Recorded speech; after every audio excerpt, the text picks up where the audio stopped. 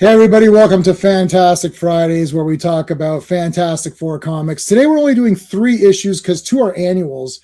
So for some weird reason, it's issue 203 and then annual 12 and annual 13. And I'm not sure why it's like that, but I'm reading these from the Kindle Masterworks collection. I think these are Masterworks. Yes, they're Masterworks. And that's the order that they're in. So, and if you don't like that order, well, I don't know what to tell you. That's the order we're doing them. So, anyways, so only 3 tonight, but looking forward to talking about these. These are going to be fun. So let's talk about what's coming up on the channel. And then every Saturday, of course, is the most powerful stream in the universe. And this Saturday, we are talking about He-Man and the Masters of the Universe, Season 1, Episodes 31 to 36. So looking forward to talking about these. I just finished Episode 35, so I've got one more to watch. And then I'll get ready for tomorrow. So that's going to be a lot of fun. Monday is Earth's Mightiest Mondays, where we talk about Avengers comics. So issues 192 to 195 is going to be on Monday. I just read this one just now. It's awesome. So looking forward to that. Tuesday Night Terrorvision is back, and we're talking about The Beyond. Yeah, Lucio Fulci's masterpiece of weirdness. And that's going to be on Tuesday. And please be there on Tuesday because I've seen this movie about 7 or 8 times, and I still don't know what's going on. All I know is that it's awesome. So be there for that. It's going to be a lot of fun. Wednesday. Yeah, I know we were doing the War Room stuff and it's sort of on break for a little. We're on a break for a little bit. So I know we're on a break, but I know you guys want something on Wednesday. So we're going to bring you G.I. Joe, our real American hero. You're going to get to hear a bunch of Canadians talk about G.I. Joe, which is going to be great. No, we have an American. Listen, we had to bring in like a token American for this one. So we got John from Action Flicks who's coming on with us to talk about G.I. Joe, a real American hero, issues 1 to 4. This is the comic, which I guess most people would say that the comic is the best thing of G.I. Joe. So, yeah, I have not read these. There, I've stopped. I have not read these, like, ever. I mean, it's a bit of a lie. I read a few of them here and there, and I did read most of Volume 1. So I did read these first 4 comics, but I haven't read them in a while. I haven't read them now, in a way where I'm taking notes on stuff. I'm writing notes as I read, and I'm scrutinizing a little bit more. So I'm looking forward to digging deeper into these comics. So we're going to start on Wednesday. If you guys like G.I. Joe on Wednesdays, we will do it until you don't like it anymore. Yeah, simple as that. If people aren't watching it, we're not going to do it. But if they are, we'll continue doing it. And of course, next week, Fantastic Fridays returns for 4 more issues of the Fantastic Four. This time, 204 to 207. That'll be 1 week from today at this exact time, maybe 10 minutes earlier. We started a little bit late, but that's how it rolls. I do what I want. So let's thank the Super Friends. These are the channel members. We got 20 members. Thank you guys. Wow, 20. I didn't think I'd get more than like 1 or 2, and that was Sean and Steve who just pity signed up. So I appreciate I still appreciate it. So Dan is like a real member. Dan actually signed up because he wanted to, not because it's a pity. Stephen and Sean, thank you guys for pitying me and giving me money. RR, who actually didn't want to sign up, thanks RR, buddy. You're good. And RR is we're gonna do Machine Man Volume 2 with RR. That's coming up in the not too distant future. So thank you, and thank you, Phil, Mark D, Digger Jim, Brennan, Quagnar, Just Joe, GT James, DJ, Rogues, Backseater, Java James, Killer Pizza, Adam Moore, Big Raj, who I don't think I've seen Big Raj in the chat ever. So Big Raj, unless you're going by a different name, let me know, man, because you're a member. So thank you, but I'd never seen you before. So I don't know, I don't know if you signed up by accident or what, but anyway, thanks, buddy. And Al Davis and K-Mac, who I just saw signed up a couple days ago. Thank you. We always thank Clobberin Times. So people are already putting a CT in the chat. And they do that to honor his memory. So make sure you put a CT. And we shout him out on every stream, even if he doesn't care about the topic, but he definitely cares about tonight's topic. So Fantastic Four, that was his joy. So make sure you put a CT for his memory for tonight for sure. Terrorvision and those other ones, he didn't care about horror movies, but certainly for Fantastic Four and Avengers, those are the 2 big ones that he really enjoyed. All right, let's bring the rest of the panel so we can start. Hello. Yeah, I just messaged RR about Machine Man Volume 2 because he was hyping it up. Yeah, we're doing it. He's like, he Outgo goes, and all that, yeah. I was like, listen, I already made the thumbnail, so it's over. It looks awesome. It looks awesome. Yeah. I've never read it. He just messaged out of the blue, let's do Machine Man Volume 2. And I was like, let me take a look at it. I was like, it looks pretty cool. Okay. He has not steered us wrong yet. Yeah. And then when he steers us wrong, we're never doing anything for him with him ever again. Ever. That's it. You're done. You're I don't cut think off. her dripping and like It's a freak. I don't care. everyone's This is Jack Kirby. It's probably trash. Remember that. Remember that. You're only going to be known for the one bad thing. Right? Like you could do whatever. You could do as many good things, but you do one bad thing. That's like it. Andy's known for that Superman issue where where he's drinking from those Stein glass and all that stuff. And he's like, you gotta do it, and then he didn't show up for the stream. And then that's it. He did. Yeah, I remember that now. Yeah, what the hell?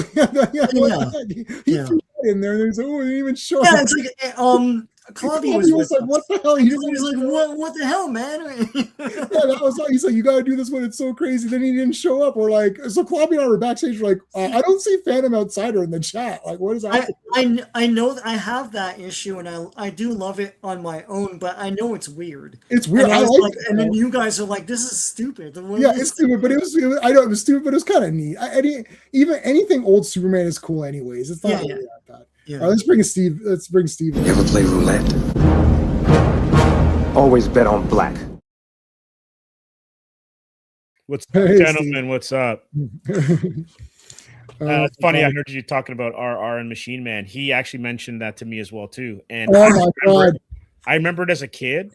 Yeah. And I just remember the artwork because it's Barry Windsor Smith, and I'm like, oh yeah, this looks great. But I never did pick it up. It looks really neat. But yeah, I love that he's like I guess is he getting kickbacks on that or something? Like I don't know. All of us. Like, literally message everybody. It's like this big attack. Is he here yet? No, he's not here yet. So we can make fun of him before he shows up. I mean, he's not going to go back and watch this anyway. He's around. He messaged me just now. Oh damn it! I take it all back. RR is getting points on his deal, so that's good. Hey, Havoc is here. How's it going, my friend? Al Davis. Yes, our super friend is here. How's it going, dude? CT, FKCT, thank you. You know all these messages aren't timestamped. They are. Could have been from an hour ago. No, they're time stamped. Don't worry about it. Just consume what do they say? Consume product and get ready for more product or whatever. This FF from Evil Eyebrow Run from the Evil Eye. Oh yes, they do have the evil eyebrows in this. You're right. Hey DJ. Only 3 issues, but they're longer issues. They're longer ones. So Yeah. Jehovah, right? Jove.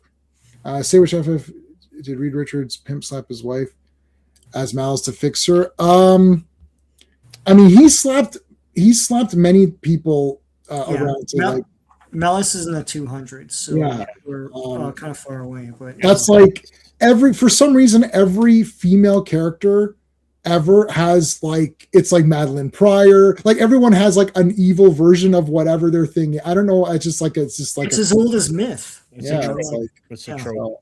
But slapped a lot of people, but I don't think we're not even close. We're not even close to that, are we, Sean? What did you say? We got to get to Burn first. We have to Burn. It's a Burn thing. Burn's coming up though. He's still like what 40 issues or something. I think he's in the 250s, isn't he? I'm not sure. Sooner. He's just after. He might even be in the 230s. Okay. So yeah, we're getting there, buddy. A couple of years away. I've not read them. Okay. Yeah, I read. I did read volume 1 of G.I. Joe, so that's a lie. But I mean, like, I haven't sat down and read them like in a while, or in like the way we examine these comics, and I write down everything. I take screenshots and I post them on my Reddit subreddit and all that for Fantastic Four. Yeah, I'm looking forward to that. G.I. Joe's, it's one of the best written series of the 80s, but everyone poo-poos it because it's a toy comic. But really, it's one of the longest lasting war comics on the rack. I think it's the only war comic in North America right now. Technically, it's a long lasting thing.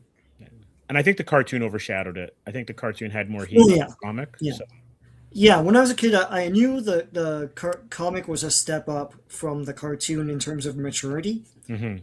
But if you're 7 or 8 and you love the Viper episode in GI Joe, and you're reading the comic, it's like this looks a bit too above me, but it is awesome. So Yeah. Yeah, I think I'll appreciate it. I never got into it as a kid, although I think I might still have my childhood issues. I did have Transformers in GI Joe where they meet. Or yeah, that's way later. Yeah, so I had that. GI Joe is a lot more violent than people give it credit for, like the comic. Mhm. I remember years ago I was reading it, and I was at work. This is like 15 years ago, and I emailed you, J Man. I was like, "There's this part where I think they had to cross borders in real Arabian countries. I can't remember which one, Mhm. and they gotta get past this border patrol. They just shoot them all dead. And Yeah, they go, good. "It's GI Joe doing this." And I've watched the Border Patrol, and they really annoy me. I know you're supposed to be on their team, and I'm kind of not though. I don't know why. I don't know why I'm not on their team. I just feel like I just identify with the victims for some reason. Not the victims, the perpetrators. I guess I'm identifying with the perpetrators. Let the guy sneak the guns in. Who cares? not guns, but Whatever. Yeah, not guns. I guess the Guyanese are always sneaking fish across the border. Yeah, I don't want your sneaking fish. Yeah. Go away. Yeah, that's the West Indian way. Just bring in the fish. Does it really matter? Okay, RR, we spoke of the devil and he appeared. Thank you for the $10. Hey team, sorry I can't join you today. See, he can't join, huh? I'm here in line for photo with Andy Serkis. Yeah. Well done. That's a good reason to miss us. Yeah. Tell him he's awesome. There you go. I gotta thank him for putting me in the Hobbit. Yes. Tell him that you're in the Hobbit. Because we haven't heard that before. Ever. We never heard that before. Dude, if I was in the Hobbit, first I'd have a tattoo of that, and then I'd have a screenshot of that, and that would be everything on all my social media, and I would start every movie with everything. It's like, hey, J-Man here from the Hobbit, of course. And there's people walking around that are pretending that those movies aren't awesome. I don't know what they're. It's not exactly. Not the books. Well, I read the book, and it is everything in the book is there. Yeah, it's just added stuff. They added the book extra was meant to stuff. be more fun and more like kids' book. Yeah, this and is that's like an kind of epic what journey. the trilogy is more fun It's and awesome. more action packed. So yeah. So in a zombie apocalypse, your zombie's tattoo would say, "I was in the Hobbit." And Yeah. Oh my god.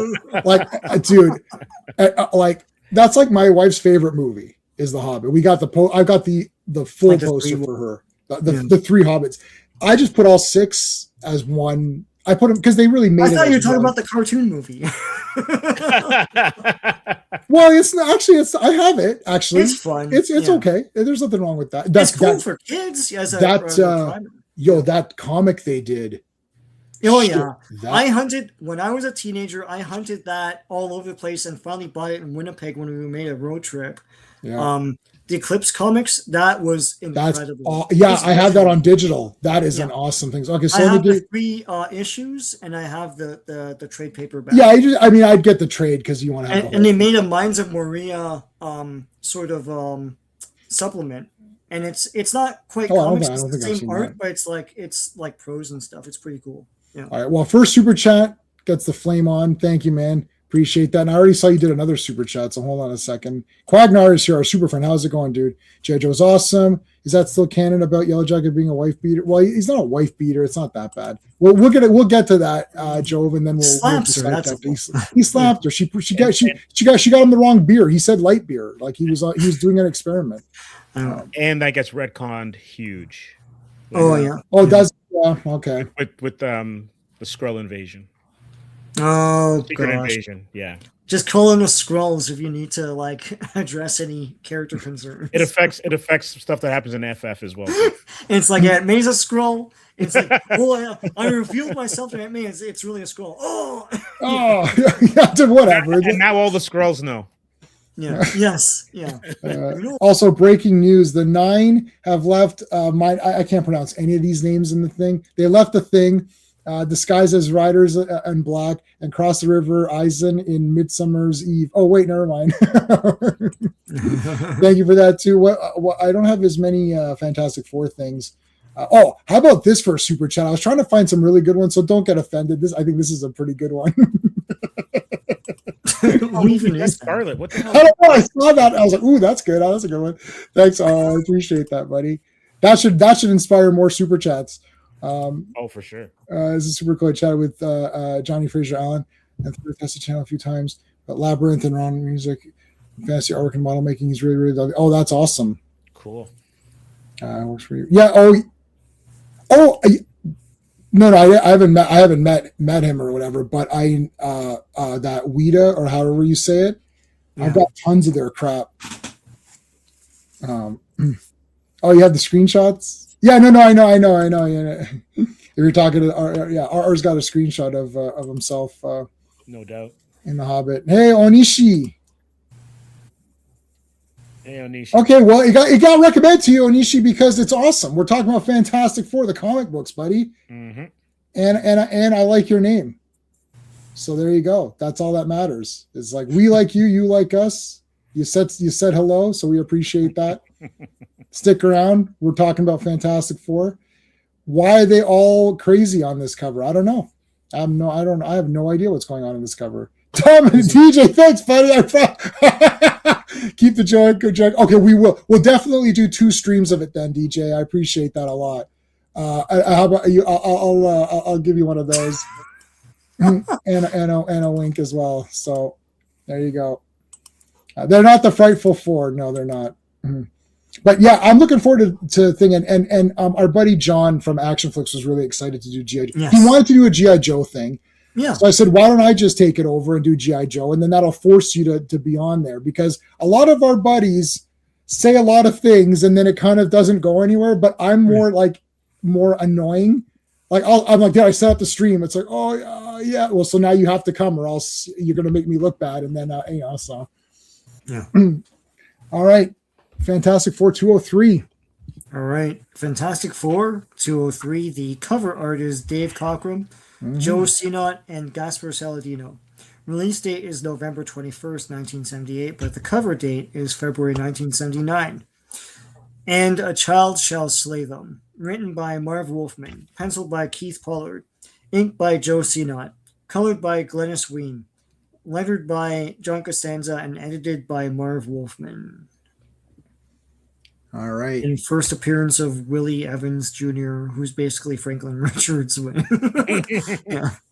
Yeah. Willie Evans, he can make evil versions of people or whatever, right? Yeah. That's his power. There's Benji with his briefcase. He's going bowling or something, right? I can't remember. Yeah, bowling. Yeah, he's going to the bowling alley. Well, he's going to the bowling alley. I don't know. He's got a bowling outfit too. Isn't he? Yeah. Joe Dog, what's going on? My wife finished reading Project Hail Mary. She really liked it a lot, so we're going to watch the movie when it comes out on 4K because she can't go to the theater.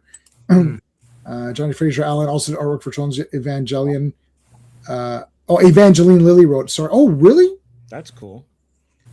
Oh yeah. She did do some kid stuff or whatever, right? I liked her, even though I hated her in that Quantumania, but I hated everybody in Quantumania.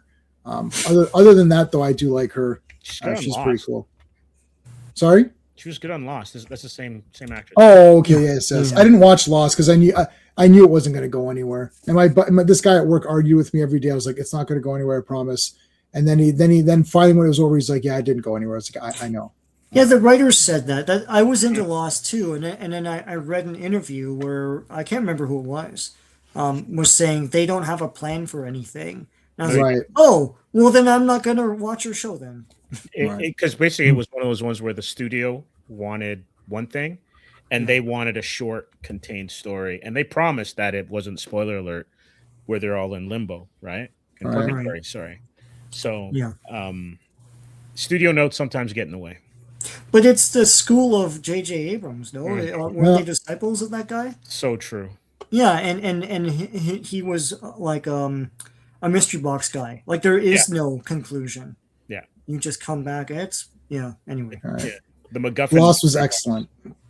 Well, I didn't watch it, and I'm not going to. Huh, there you go. I didn't watch it either because I was like, and then when I found out at the end of it, 'cause I was like, maybe I should watch it. And then I found out what it was. I was like, get out of here. I'm glad I didn't waste my time. Yeah. Whatever happened to the? Hey, Joe, I don't know what you're talking about. Hopefully, somebody can answer you in the chat here. We have a pretty intelligent chat sometimes. I won't mention any names though, but some of them are okay. But I'm just joking. Everybody's fine. Okay, but you know who's really good is Mr. Evans. Mr. Evans, bullshit. You know, I was just having a nice day with my family, and then all this bullshit happened. And then now my kid is in the hospital in this contraption here. So some cosmic rays. He absorbed a bunch of cosmic rays. Yeah, Yeah, go ahead. it's Marv Wolfman, right? I feel like this is one of those drawer comics where they make standalone things in case they can't make the schedule, Yeah. and they just pull it out, and because it's a standalone thing. It's a weird little story. Marv Wolfman isn't a normal writer on this comic, so No. yeah. Anyway, all like it's a total fill-in issue, kind of. yeah, fill-in. That's what I was trying to say. Yeah. Well, their kid absorbed a bunch of cosmic rays, so we Yeah. know what that's all about. It's because the thing, though, right? It's because Dad was in Nam in '68.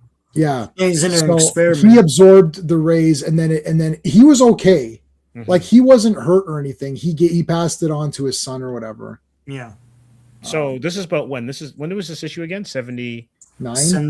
79, yeah. Right. So the kid could be anywhere between 7 and 10. So okay, interesting. Yeah. So basically, you got cosmic radiation in the loins, and then that's Yeah. Yeah. It doesn't affect you, but no. But it Well, his wife was totally fine with it while all that was going on. So, yeah. yeah. hey, how's it going, Bubble Boy? Hey, how's it going, Henry? Ooh, I like your avatar, buddy. Hmm. Thank you for being here. Lots of new people here today. Thanks, guys. That's great. That means that these comics are getting people excited. Like this is all the good stuff here. So the Fantastic Four, this is cool because they call the Fantastic Four for help, and the guy actually says, the Fantastic Four, they don't come and help regular people, right? But he basically says, on the contrary, we do. It's a science thing. We can help. We're here. Let's figure something out. So the cosmic rays, I guess, gave this guy some sort of mutated power or something, or I don't know. Does this character do anything after this issue, or is this literally Probably just this not. one time? Yeah.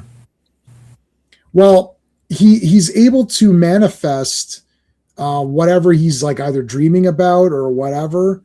So he actually like makes the Fantastic Four. You could see here that he's actually creating actual versions of them. Yeah. They mentioned that he reads the comic, so there's a comic. Yes. Now that is continuity that has been in canon since the Jack Kirby times, where they do have a comic book in the world. Well, we or just whatever. saw a thing where they go to the Marvel bullpen. Yes. And, Yeah, that and was they're talking huge. about it. So yeah. Yeah. So Yeah, are you so telling me that all kids that have cosmic ray powers end up warping reality? Because this is Franklin's power set as well, too, in a way. Yeah. Yeah. I don't know. I would have been reading this at the Stop and Go around 8 years old. Yes. What But was the not price? mine. Is this 35? Is this still 35 cents? Should No, be. we're into 40 cents now, aren't we? Oh, it doesn't have the stupid thing on here. I forgot. For some reason, they're removing it just Because I think it was still only 25 cents, still only 35 It's cents. 35 cents. And It's then they 30, went yeah. the normal pricing at 40. yeah. Yeah, it's like got that bursty. Yeah, that burst. Still The bursty is the 35 cents thing, right? Yeah. Yeah, still only 35 cents. Yeah. Is that Black Wonder Man from the show? No, there's no Black Wonder Man or whatever. You know what's really interesting, though? That like all of the hairstyles of the evil doppelgangers, they have the same hairstyle as Hellstrom. It's quick. Yes. they're all- Son I of- was thinking Quicksilver. I'm like, this is all Quicksilver's hair. yeah. It's like they all because I've got a Quicksilver tattoo and it's There like you got the hair like that.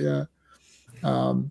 Oh, actually, you know what? I lied. Black Wonder Man is the Ultimates version of Wonder Man.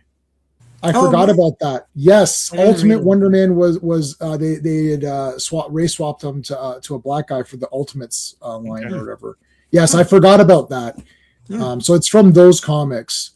But then I don't know. But his brother is a supremacist, isn't he? So that's kind of weird. That is weird. I wonder what they did they address that in the Well, TV show? No, his brother's in the show. He's just cranky. Oh, okay. Yeah. Yeah, because I'm pretty sure he was. I didn't finish it though. You did, Steve. So Yeah. yeah. Yeah, well, I mean, whatever. We'll talk about it on Avengers if you want, because he's an Avenger, not a Fantastic Four. But I think that's what it is in the West Coast series. We'll get Grim Reaper or whatever. Yeah. I love that the Franklin here is getting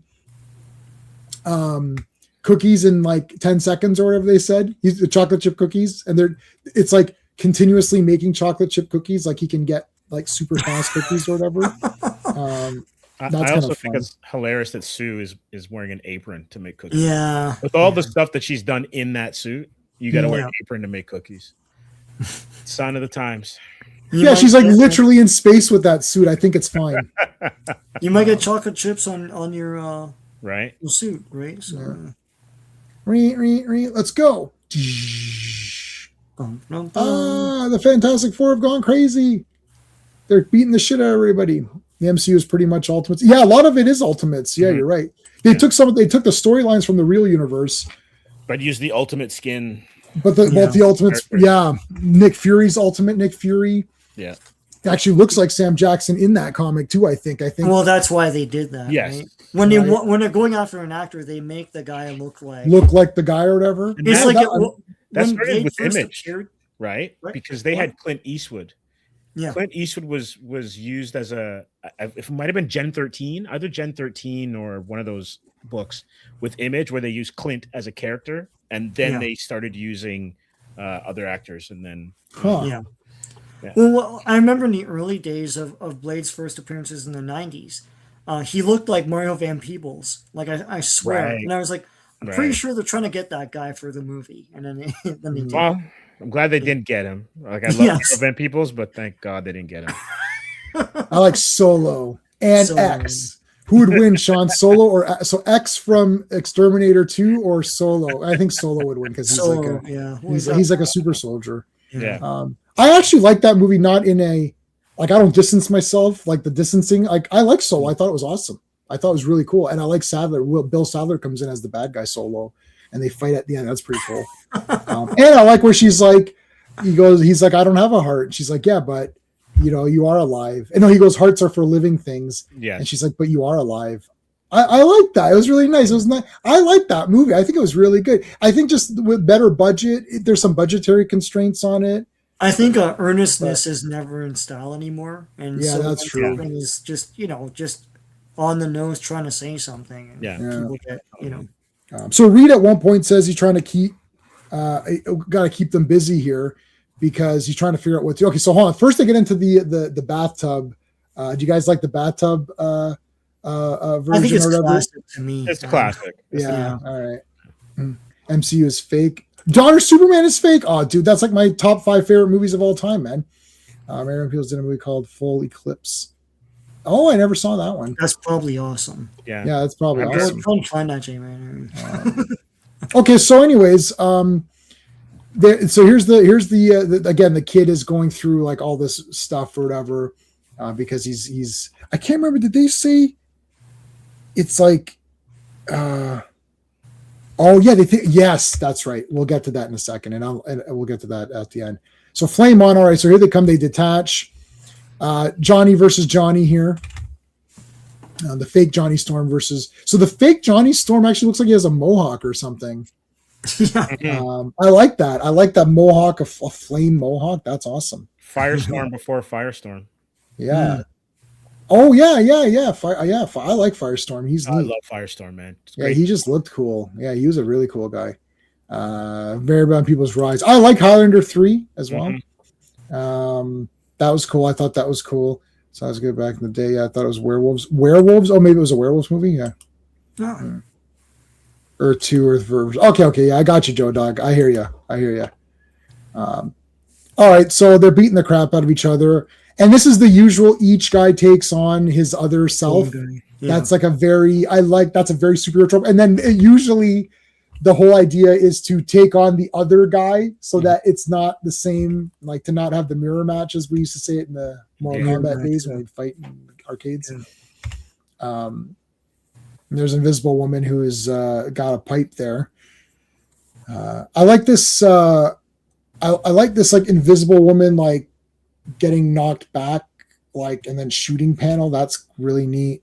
And then I like she gets trapped in this bubble here, but then is this the one where she makes the bubble within the bubble to break out? Here's the kid. This kid is messed up. It's like a mutation. No, that's how they'd say it in I just watched Incredible Hulk today, and it's like, but there's so much chemicals in you. What could become could be an abomination or something, right? It's like, they have to say it. Is this some kind of Suicide Squad? You guys are four fantastic people. Fantastic Four. Mary Van Peel's New Jack City, yeah, for sure.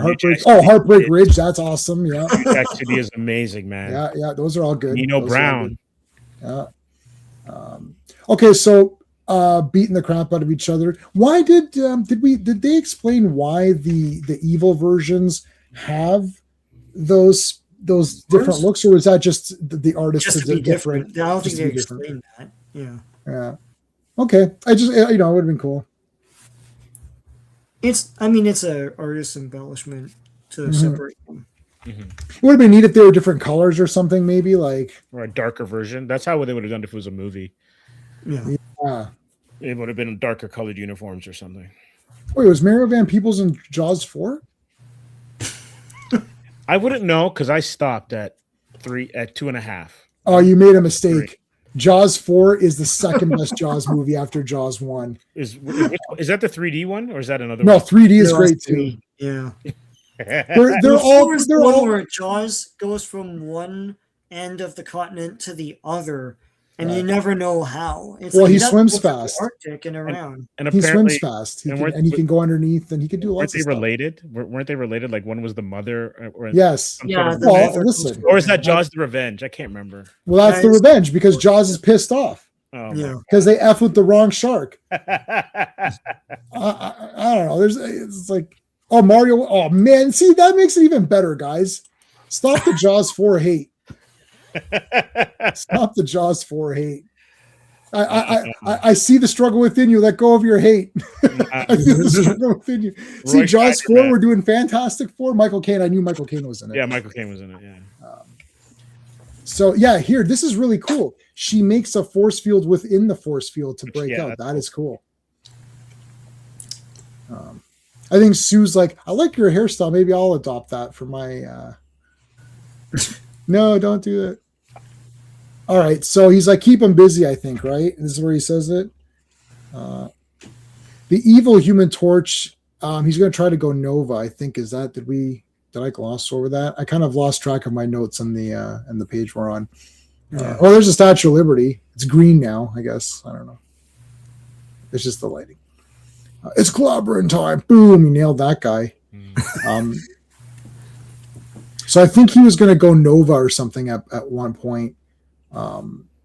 Kill, destroy. Why is everything bad? Like, why does this kid have to create bad? Maybe he could have created good Fantastic Four. They try to explain that.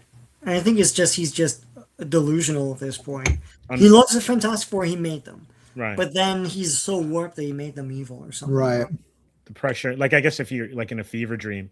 Yeah. Yep. I think that's what it is. Yeah. I mean, look, it's comics. Like, that's part of it. Yeah. Right? Because comics. Yeah, comics. That's what comics are. This isn't a Tom King story. Oh, okay. I don't know. I don't know why that's a diss, but I feel like it's a diss. All right, so they're fighting it out here. I like the art though. I like all this. Yeah, this is great. Very dynamic. A lot of stuff going on. Yeah, I don't have it anymore, Joe Dog. I don't have the Clobbering Times. It was Clobbies. I did it as a special thing for him to honor him at that point. Now we just mention his name every time. I don't want to copy his. We're not copying his thing. But yes, we keep his memory alive. And I saw your CTs in the beginning. So Yeah, and I saw the CTs. Yeah, the CTs are there. I feel it's comes like it was good to honor him that way, but then if you do it too much, it feels like you're trying to like steal his thing. and there's no one that can replace him, so there's no you can't. Yeah, I just won't do. I won't do it. Okay. Yeah, burn. Yeah. Oh my god, look at this! Like I thought he was gonna power drive him or something. I'm like, it's a backbreaker to the guy. Or Yeah, it's a German suplex. Or whatever. German suplex the guy. All right, so this kid is not having a good day, man. I feel this kid didn't do anything. His dad got radiation or cosmic radiation or whatever. Cosmic balls. Yeah. And then he did up his mom. Sean? I said cosmic balls. See, this is why the monetization doesn't.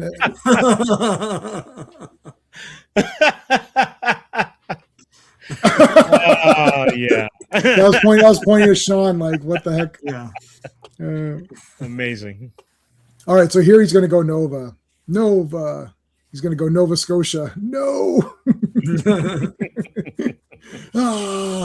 We're all melting. I'm melting.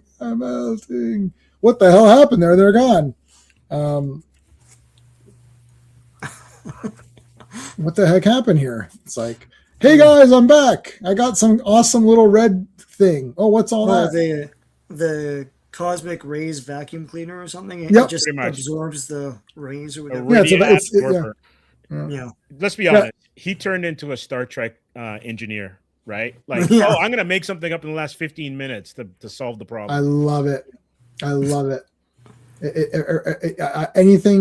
Anything that happens in real Star Trek is great. I love it. It's like, yeah, I made this thing. Okay, it's just like, guys, keep this kid busy. I'm gonna go home and make a thing, and I'll be back. It's like, all right, and then he's back. Reed, what did you make? And then I love that like Ben is always like, oh, I don't care, I don't explain. So then the writer doesn't have to explain it. Right? It's like, you see, Ben, this absorbs cosmic rays. Look, listen, Stretch, I don't care about it. Okay, you're like, God damn it, I wanted to know how it worked. They're made of whipped cream and custard. That's right. Now, Ooh, this that's kid's a interesting. mutant. He's a stinking mutant. We're gonna send him to Charles Xavier, and then you never hear from him again. Yeah. So, He's in the basement or something. Yeah. send him to Professor X. Yeah. It's like, So yeah, and then I, you never I see have him a again. weird question. Maybe it's answered by the gloves. Why is Ben's pants different color to everyone else's pants? His are darker. Oh yeah. Oh, I never noticed that. I never noticed that until today, so I'm wondering if it's something that we've just missed the entire time. No, I don't think so. I think they're supposed to be the same. It might just be coming off a little bit weird. Let me see no, if it's. his pants are the same color as their gloves. Yeah, like he's got the dark. Yeah, because the gloves are the dark. But this is the whole. Are their gloves black or are they just really dark blue? Like I mostly see them as black when people interpret them as a toy. Like I've got figures. Oh, yeah, they're black. They do these highlight that. Yeah, that's it. Like J-Man, you told me that Venom. You thought Venom was blue, and I was like, no, he's black. Why? Well, I could probably see it because the highlights are all blue, and so why would that be? It's because of comics. Yeah. So what was Spider-Man in? So because Fantasy here's 15? technically, but here I'll offer this one. Mhm. I think when it's like this, especially since they don't do the hands, it's a dark blue. It's like a navy, Yeah. Right. and it's used for contrast. And I'll only say that because Ditko's Spidey was red and black to start, Yes. Yeah. and then they went from black to highlighted with blue, and then he became navy, and then it went to that lighter blue, almost like what the FF are wearing in the Yeah. 70s when Ross Andrew was doing, and also when Ramita was doing it. But in one of the first 10, I distinctly remember the narration that Stan Lee puts specifically says the red and blue colored adventure or something like that. Right. And it's like, what is it then, guys? What's happening? Stan Lee, are you colorblind? Even they don't know. Yeah. Right? Stan Lee, you're tearing me apart. Oh. Apart. and but what J-Man says makes sense because look at Black Bolt. Black Bolt Yeah. is basically blue with the black with blue highlights. But he's rarely done, especially in the Silver Age, where he's mostly black. Yeah, all his figures are black, right? Yeah, See, Black there's a Panther. lot of blue. Like I always knew Spider-Man's costume was black. On the cover, it's a black outfit. It's almost like a shadow of in Secret Wars, but also the blue outline or the shine is like literally just kind of outlining him a little bit, and just like for muscle definition, where it's almost like when you see, like, look at Quicksilver tied up here. So see how Quicksilver's like, his pecs and like everything is like abs. That was blue on Spider-Man's costume, so that's clearly supposed to be black. But Venom was almost like really blue. Like a lot of them was blue. Like the problem is the comics at the time still was doing that blotchy color, like just color on something. And like I remember in the Michelini era of Amazing Spider-Man, like it looked like they went back to the red and black. But they would splorp a blue thing on the black. So it's like I was confused as shit. Like, Anyway. Yeah, really, the toys is what informs it. You're like, oh, okay, And like even Iron Man, I'm reading a lot of Iron Man now. I mean, I love the character now. He's just so amazing. But like they keep saying the golden Avenger. What do you mean golden? He's red. Like, I mean, he's not. And then even when they're like the Silver Centurion, he's mostly red. Like, right. Like it's like silver and red. And like there was one time when he was the gray fire hydrant, and then he was the gold fire hydrant. Yes. And, those are the first two. Yeah, I've read those and covered them on my channel. Make sure you're subscribed. FK, you're back. Thank you. We appreciate that. Next time, tell us when you're front. Like instead of saying you're back, say you're front. All right, Fantastic Four annual king size, man. So the cover art is John Buscema, Joe Sinott, and Irv Watanabe on letters.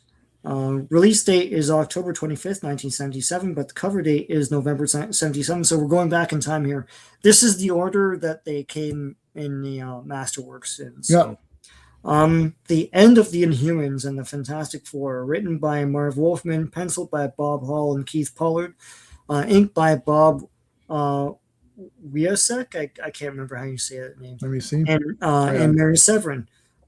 Colored by Glynis Wein, lettered by John Costanza, and edited by Marv Wolfman. Maybe it's Wyachek. Yeah, Wyachek? I think that's what it was. Wyachek. Yeah. The End of the Inhumans. It's like, all right, well, I like all this. This looks awesome. Let's face the facts. This is kick-ass. There's Well, this is where he fights the thing robot or whatever from Hollywood. Yeah. Yes. Yeah. I think is that this one? Yeah. Yeah. There's the Inhumans. And he's like, you spent $10 million. You could have just paid me $3 million. Yeah. Yeah. The budget on the movie they're making the movie. So in this comic, they're making a movie, and that movie looks better than the movies we're getting. No, but still, like they overprice it and all that, and like Sue is literally acting in movies, and they hire someone else to play Sue. Yes, but then also they don't have Human Torch and stuff. There's like all this weird. Yeah, it's like they're being weird. So here's Human Torch. Hey, Mohammed, how's it going, dude? What's up? Just like 183. Oh my goodness! Yeah. Wow, that's good. You're going through. You're powering through. So here's Johnny racing his cars and whatnot. There's Crystal and Lockjaw. Lockjaw, how are you in this car? I don't think. Look, okay, hold on a second. Wait a minute. Look at this. They can't fit in there. It's Astro Train. It's like how is Devastator an Astro Train? Yeah, that's weird. Yeah, Devastator. Yeah, you're right. He formed Devastator in Astro Train. What the hell? Yeah. That was awesome. Yeah, but Transformers. But everybody knows the Transformers have many Time Lord technology. They have Time Lord technology in them or whatever. They can grow big or small. Doesn't matter. You go inside Astro Train, he's bigger on the inside and everything. Yeah. There's Crystal. She's like, we got to go back, Johnny. Back where? Back to the future. No, back to the refuge. What do we become assholes or something? Yeah.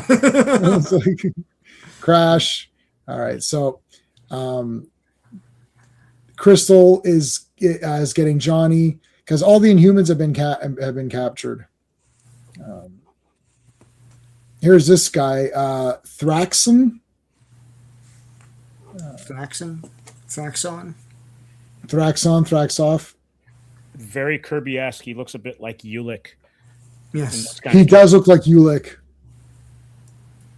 because he's got the lion mane hair. It Yeah, just goes around exactly. the outside of the face. Same with Big Bear. Big Bear has that in Forever People. Yeah. Yeah. Yes. Yeah.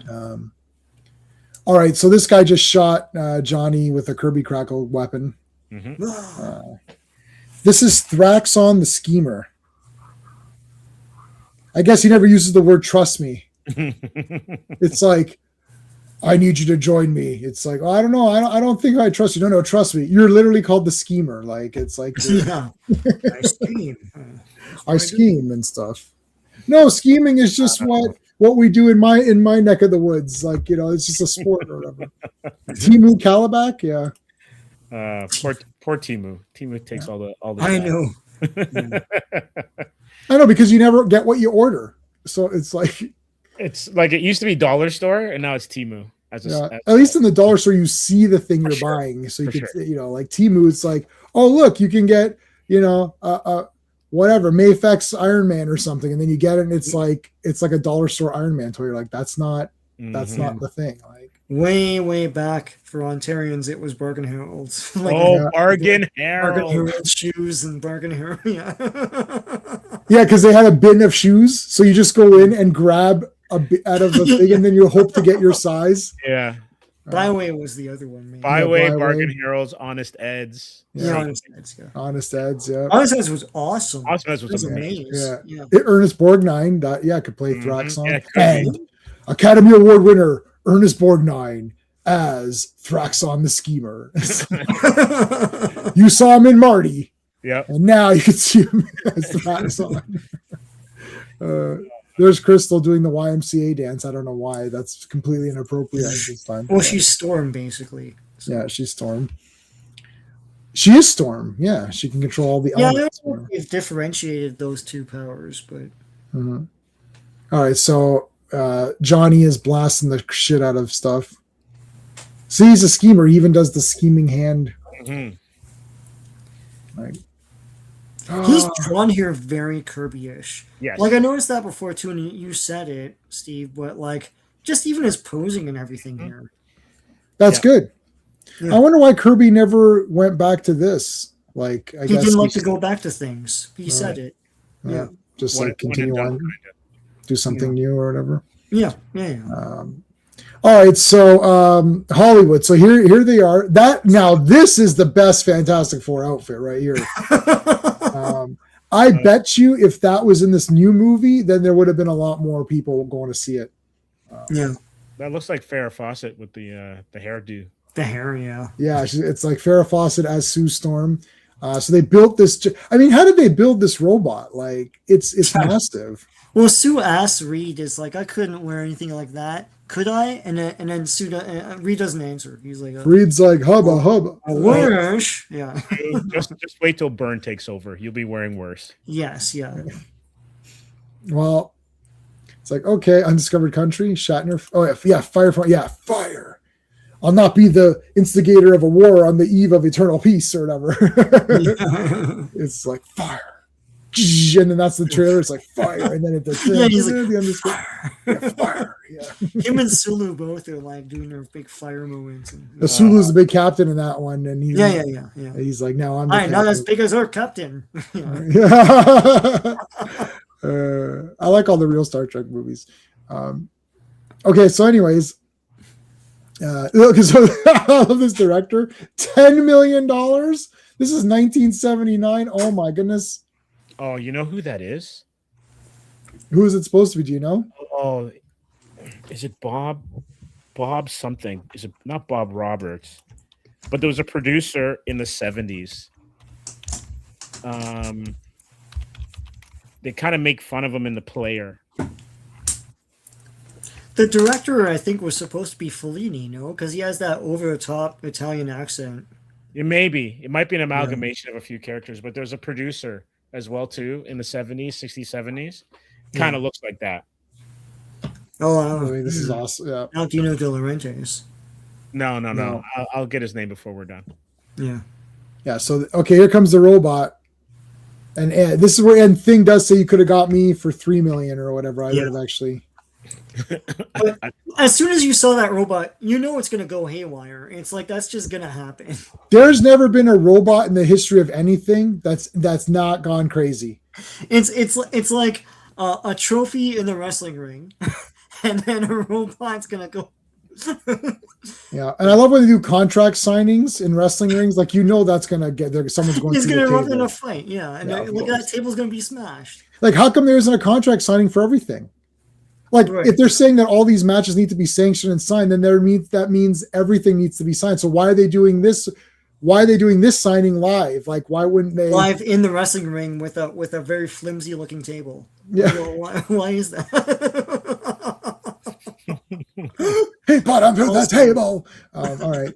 So the table. Here's this thing. This thing is throwing guys through the table. That guy's dead. Okay, this robot. This is a liability right now. Yeah. This thing just killed everybody on set here.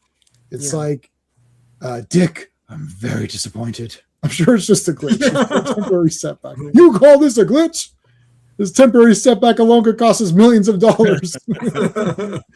It's like, Yeah, Sue does save them, but that one guy does have a red splatter on his head. So no, I think Sue missed us. Yeah, this guy's he's dead.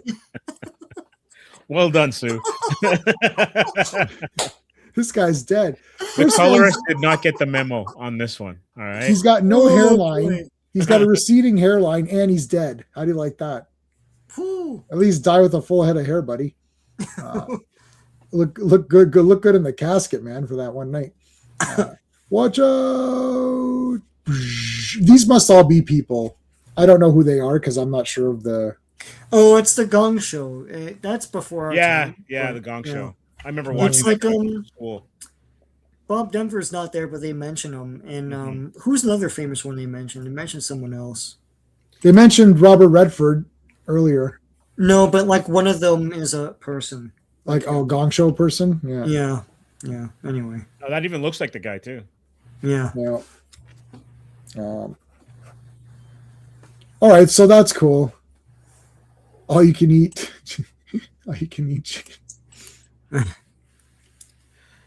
Yeah, he's dead. It's like he cracked like a boiled egg. Yeah, the robot's dead. Chuck Ferris, is that somebody?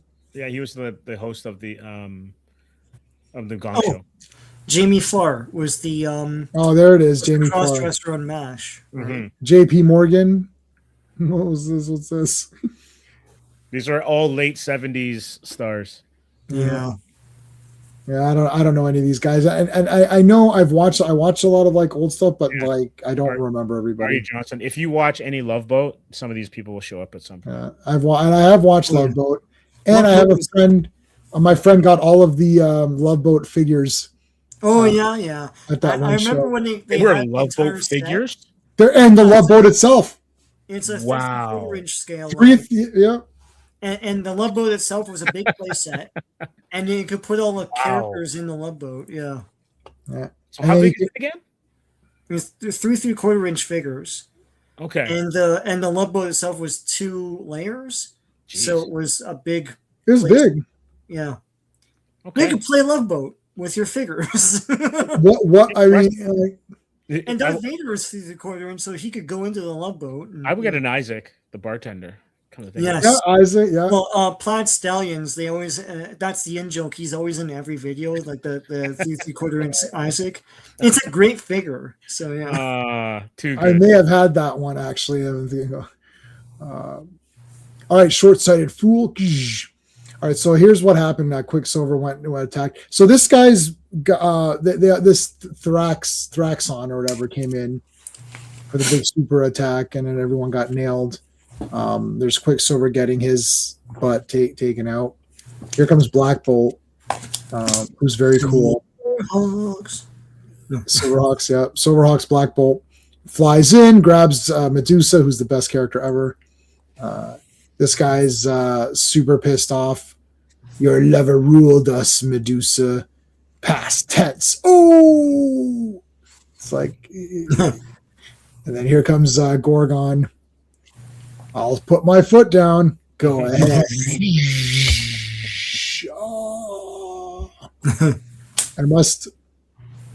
I like the Confessions of a Dangerous Mind. Sam Rockwell with It's a good Clooney. movie. I Sam don't know. Rockwell's amazing. I like Sam Rockwell. Yeah. We finished watching all of MCU season 1, phase 1, and then tomorrow's Avengers. Nice. So that'll conclude. So phase 1, the only one that's being phased out for the next one is Hulk. Unfortunately, my wife wasn't. She was too slow. But Yeah. I'm still okay with Incredible Hulk. That movie's great.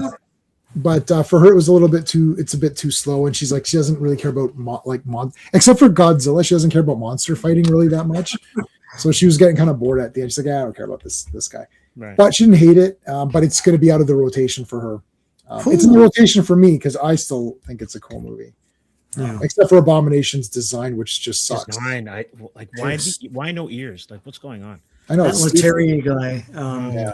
He was in all sorts of blockbusters, and then all of a sudden, he wasn't directing anything anymore. Interesting note, though, it was filmed here. So Harlem Yep. is supposed to be Toronto is supposed to be Harlem, and Yeah. they had Sam the Record Man. Yep. I remember. Young Yeah. Street. You can see it.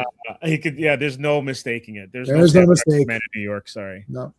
I'm like, I bought the Basket Case trilogy right in there. Mhm. If you don't own that, then you don't own anything. Okay. So, anyways, Medusa. I love Medusa. I wish she had stayed. It could have been Fantastic Five, maybe. Mhm. But so, anyways, they all got nailed. The Inhumans. There's always the trope is the villain comes in, kicks the shit out of everybody, right? And then then they gotta come in and fight. It's basically Rocky and all that stuff. Yeah. The final fight should have gone huge. It was pretty good. Like for that, remember that's only the second MCU movie, and it Yeah. only came out a month or something after Iron Man 1. Right. Yeah. So it's Also too. Find me a better Hulk fight. yeah, that fight. Yeah, that It's the fight was best on. Hulk fight in the MCU, man. Yeah, I agree with that. I super agree with that actually. And they had the Lonely Man song in it, and him and Ferrigno. Oh yeah. Like, they did the thing, and that come on, that's neat. And at the very end, his name was David B. Yes. Because they always called him David, and then the B was always a different name. So that's And Brady. Yeah, he always had Brady, different Banyan, Bannister, Yeah. like whatever, like that's the kind of little fan stuff that's appreciated, like. Yeah, even the chair he was in for the experiment. Oh, is the chair from the? Oh, I did not Bixby notice that, man. Yeah. I did not notice that. Yeah, there you go. Thraxton's starting his action figure collection. They always collect. So Classic knows this because he's on the Avengers streams. The Avengers are the most sought after figures. Yeah. Inhumans are pretty good though. Look, he's got two. I've got a Quicksilver and a Crystal, but that was a 2-pack, so that was easy. That was like a 2-pack. And then this dog came and stole one of my figures. He stole my Crystal figure. Yeah. So that sucked. And then he was all pissed off over that. Kaboom! Lifting up trees and shit like that. So Ben punches it, but then thinks that like a tree is going to make more of an impact. Okay. Yeah, why Yeah. not? What's going to be relatively soft compared to whatever that is he tried to punch. Mm-hmm. Oh well. Yeah, so they're again, trapped. There's lots of force fields, like things like that, are always around. Again, how does she tries to break out of it again, right? I forgot what she was doing here. It's the same thing as last time, right? Stand back, read it. Was just a sudden surge of power. Took me a moment to adapt. Are you certain, Sue? Yeah. So she was putting. She was going to try and manipulate it because it's a force. Yeah. field. She's just see if she can create. So a she's similar trying one. here. I think maybe at the same frequency or wavelength or whatever. Yeah. Yeah. So she tries, but it knocks her back. But still, she did do it. Mm-hmm. And now, Battle for the Great Refuge. Yeah, this is an awesome picture. This would have been a cool poster. And then you got Crystal and Lockjaw as like a side character here. That's pretty cool. The Army and Shield should have been constantly on his Banner, ass. agreed. Oh yeah. Enemy of the state helicopters. Yeah. Well, I think Ross was kind of trying to cover up his mistakes and stuff too, right? So it's a little bit like he wanted to get him, but also not really put himself out there too much. They used Shield at the end because they had no choice, basically. But the weird thing is, and this is, I hate the MCU for this. Yeah. When you take someone else's main antagonist and then you have them basically be the antagonist for everybody else, but they don't really have any interactions with the person that they were pissed off with at the beginning. Like, he hardly has any pushback. Like, William Hurt's Ross has hardly any interaction or pushback with Banner after that movie. It's all with either Cap or with Tony because of the Sokovia Accords and all that kind of stuff. Yeah, and then he passes away, and then he actually passed away, and then now he's not back, and then now it's just is it Harrison Ford or whatever? Yeah, it's Harrison Ford who took over, and then now it's just weird. And then he's fighting with the Falcon. You're like, but that's not even your guy. Like that entire thing is weird. It was a Hulk movie. It's really a Hulk movie. It's that that whole thing is weird. It's so weird. That's like, I mean, that's almost like a lot of these topics are live streams on their own. Like, what in the hell happened? Never mind, like, oh, is this bad or good? It's like, what is happening? Anyway, and people don't forget. Like, it's like we know that that's a Hulk thing. Oh, look, it's Betty Brant. It's like, Betty Ross, or it's like Betty Ross. Yeah. Yeah. Well, where's Hulk? Like, he's not here. It's like they're fighting. What's his name? Leader. Leader is a Hulk villain. They're fighting the leader. That's the same guy. Like, that's the guy from that movie. Okay. Yeah, I don't. And then they made the decision to have asparagus on his head, and they had the other design, and they didn't use. Such a weird, lots of weird decisions. I don't know what the hell's going on there, but yeah. It's like Feige ought to be ashamed of himself for that. He's not. He's sleeping on a pile of money, but and the thing about it is, they could have done it because they had MODOK. MODOK was already established in the MCU, but they clowned him in Quantum. Yeah, they made him a joke, and the CGI was bad. And we don't know if it's bad on purpose because that's a good question, right? That's a really good question. What were they rushed? But also too, MODOK has a big hand in creating Red Hulk. So like, it's just you shake your head, man. Yeah. I'm not. Yeah, they made him. It's just like, and the other thing is like, no one cares at this point. So it's like you've lost the interest anyways. So, but yeah. So I love this. Here's his collection so far. Look at that. He's got all the Inhumans full collection except for Crystal and the Lockjaw. He doesn't have those guys. It's a great blister. Quicksilver though. He's got Quicksilver. He's hard to get because he's fast. So it's hard to. We always laugh that they have exactly the amount of tubes that they need. There's no extra tubes to make it look realistic. Now, I believe he really only needs Black Bolt to power this thing, right? Yeah. So he's getting guys. He's collecting the Inhumans to power up his ship or whatever. Yeah. So Black Bolt's going to be powering the ship up. He had the force field around Attilan or whatever. That was the other thing. Attilan, sorry, whatever it's called. Yeah. What else? Dreadwolf takes next. Okay, yeah. So I love this Johnny in the space here is really neat. You know what's really interesting though? I can see Superman doing it and certain heroes doing it. Johnny actually has escape velocity. He can fly that fast. Because he basically flies out of the Earth's atmosphere, right? To run out of oxygen, right? Like Superman, I totally get it. So I think that's an underrated aspect of how fast he can fly. Yeah, but he can't survive in space. No. They established that. Yeah, because there's no oxygen, and so so he's just burned. He's just out. He just burns out. Yeah, but because I remember there was a Hulk issue where he wanted to leave Earth, and this was Savage. It wasn't Savage Hulk, but he was like not Smart Hulk. Mm-hmm. And he decided to just keep jumping. It was actually ironically a UFOs issue. It might have been the first issue where the UFOs debuted in the Hulk, and which were an FF type variant villain. And he jumped out of the atmosphere. And when you think about it, that's kind of insane. Yeah. What, Hulk did that? Yeah, Hulk kept jumping up and down, left the atmosphere, ran out of oxygen, and then fell back to Earth. I'm like, that's the stuff you remember as a kid, like kind of like Dragon Ball Z level power levels. Right. It's just stupid. Yeah. Joe Dog says he misses Klobby. Yep. His channel's still there. You can still go Yeah, and check. I believe it's still there. it's still there. I listen to it at work, so Yeah, so it's still there, man. You can That's right. check that out. The leader, 5-ish minutes. Sorry, I'm gonna put all this shit. Yeah. He's been like he's been well, evil. Yeah, like. Okay, so let me see. They're fighting Thraxon. Now, where's the dreaded? They keep referring to the dreaded one or something, right? yeah. Who we don't see who it is. We don't see who it is, and the dreaded one gave him the powers, or gave this guy the powers. Mm-hmm.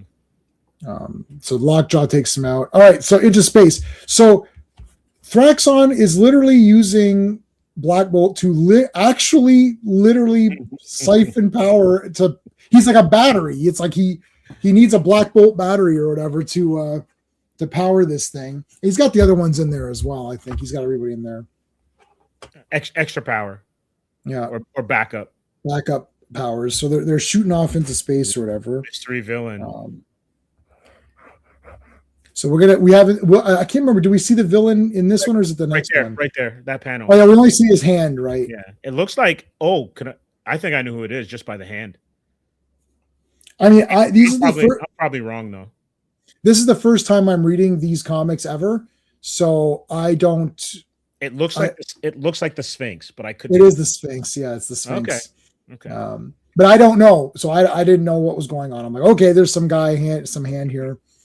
So they're all in the ship or whatever, and the Sphinx is actually the one. It's Dark Side. That's the wrong company.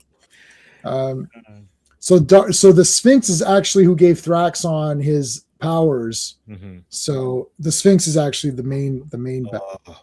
When we get to the John Byrne era and it's Sphinx versus Galactus, that there's an issue. Nova's in it as well too, at least in that storyline, that arc. Mm-hmm. The greatest trash talk line of all time is Galactus and Sphinx. Oh, really? God. It is the best. It is the best trash talk line of all time. Oh, awesome! I can't wait to get to these. Yeah, these are all good. To this day, it's the best. Yeah, Fantastic Four is still doing really good for me, and Avengers every week has been pretty stellar. Yeah. So G.I. Joe and He-Man, like we've got 4 pretty good streams going every week with these comics, and it's still going. Mm-hmm. Yeah, there he is, the Sphinx. Now this is a very cool design. Yeah. Yeah, so we do see him in this issue. I forgot. Okay. This is very long. This is a very long comic. Normally we would have been already done. This is like a 75-page annual, eh? Yeah, this is crazy. So I don't know what the price was on this one. I don't know what the price would have been at the time of that. They're like buck 25 around there. Back then. So wait, what was it was still 35 cents. So what would the big? It might have been the most powerful stream in the universe, Joe. It might have been 75 cents for an annual, between 75 cents and a buck. But I can't remember. That's crazy. It's like 60 cents. Yeah, I was thinking. I don't think it's 35 cents. This is 77. So yeah. 2 issues for one. Yeah. I gotta sneeze. Hold on. Gesundheit. But it's only this story though. Mm-hmm. Like usually there's extras and there's like here's the Baxter Building and right. No, this is very long. This is so if you paid 60 cents for this is pretty damn good. Mm-hmm. Yeah. See, Sean's so excited he dropped his pop. Yep. 60 cents. But you got a buck. You could still buy some nickel candies and stuff too. It's great, man. No, classic. It's. I think that because I think Byrne drew it, but you might be right. But I think Byrne drew it. So maybe he wasn't. Did he start drawing it before he became a lot of these guys? Firstly, they're drawing it like even Frank Miller, Daredevil, like they're drawing it first before they take it over. Even Rob Liefeld and the New Mutants and all that. So maybe it was Byrne just hired on as an artist and then took over the whole thing. It's possible. because I'm trying to think what his first writing gig was. It might have been. It was an Alpha Flight. Because he never he co-wrote. No, Alpha Flight is he created that, right? That's after. Yeah. But when they debuted as issue 1, I'm trying to think of the first one that he wrote where he was actually a writer. Because I know he took over FF as a writer, and he was doing Alpha Flight as a writer. And I think those are the first two, unless he was doing like Iron Fist or something. Where he read he may have drawn Iron Fist. I can't remember. We just did Iron Fist not that long ago. And there's a lot of names that popped up in Iron Fist all of a sudden random. Remember that, Sean? Like, we're like, whoa, what the hell? This guy was on here? Like, what happened there? Right. There's like some random people that we didn't expect. Because Iron Fist really wasn't its own comic. It was Marvel Premiere. Yes. Right? It wasn't, and then Iron Fist didn't get his own comic for a few Marvel premieres. I think it was a bunch of Marvel premieres. Then it was Iron Fist #1 or whatever. Yeah. Mm-hmm. So Iron Fist #1 is not anything, right? Yeah. It's Marvel Premiere, whatever number is the Marvel Premiere is like a whole bunch of different artists that were just tried out on the tryout book. Yeah. So yeah, and I'm pretty sure, was John Byrne not in there, or am I mistaken on that? Yeah, I think there were some big names who were like, what the hell? Yeah, he did that. He did Marvel Team Up. He drew the X-Men in Marvel Team Up before he drew them in X-Men. Oh, cool. So that issue might have some key value. It's a Hulk issue, and then it's a Hulk and Spider-Man issue, and I think they fight Wood God or somebody. But they just show up in it. So in this one here, they're showing it was Moses and Ramses, not Chef Ramsay, who are against each other, and then the Sphinx was banished or something, and then here's Nova fighting him. Yeah, because I think he appeared in Nova first, but I could be wrong. Yeah, so here's that Thraxon getting the powers from him. So hold on, Henry's got something. Says first burn, stuff FF, Wolfman burns. He drew it. He definitely drew it. He didn't write it. Okay, so not writing it. So that's what we were speculating. Like maybe he was drawing and then didn't get the right. This happens all of the time, right? Like, guys, come on, and they may have said you can eventually write it, but just come on, draw it for now, and we'll get there or whatever. Whatchamacallit though? I think Wolfman would have left. Considering the timing, he would have left that to go do Teen Titans, because Teen Titans was like 80 or 81. So when Perez left Marvel, I think he might have left with Wolfman to go do that book. Oh, I think so. Yeah. Byrne did write Marvel 2-in-1. That's a great series. That's one of the best. Absolutely. Yeah. Yep. Okay, so Sphinx is pretty badass. He's a badass villain. He's badass. I like guys where like you can't, like, you punch him and then like nothing happens. Like he doesn't even sell the shot. It's like, it's like you're supposed to lay down for me. Oh. Yeah, he just kicks Ben out into space. So kick the shit out of him there. You're all Shawn Michaels. It's not selling.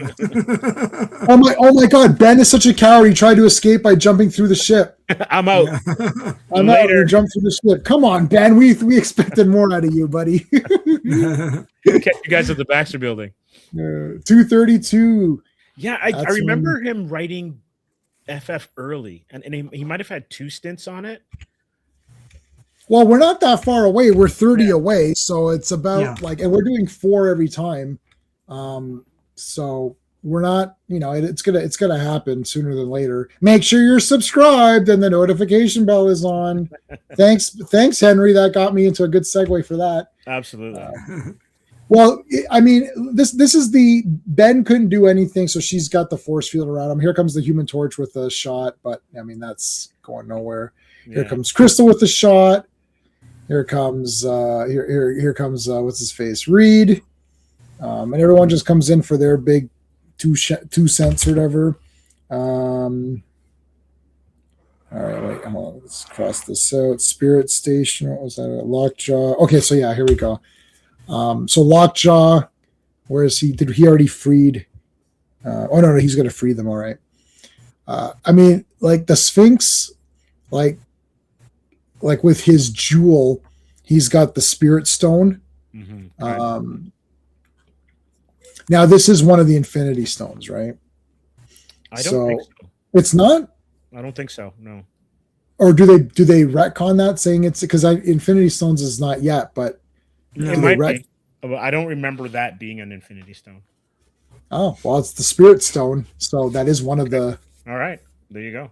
I mean, he's saying it's a Spirit Stone in this. Maybe they later say that was one of them, perhaps. I love the fact that people are just walking around with Infinity Stones like on their foreheads. Yeah. Yeah, I'm getting one on mine. I'd probably end up with a Timu Infinity Stone. Hey, this doesn't manipulate time. Oh, Timu.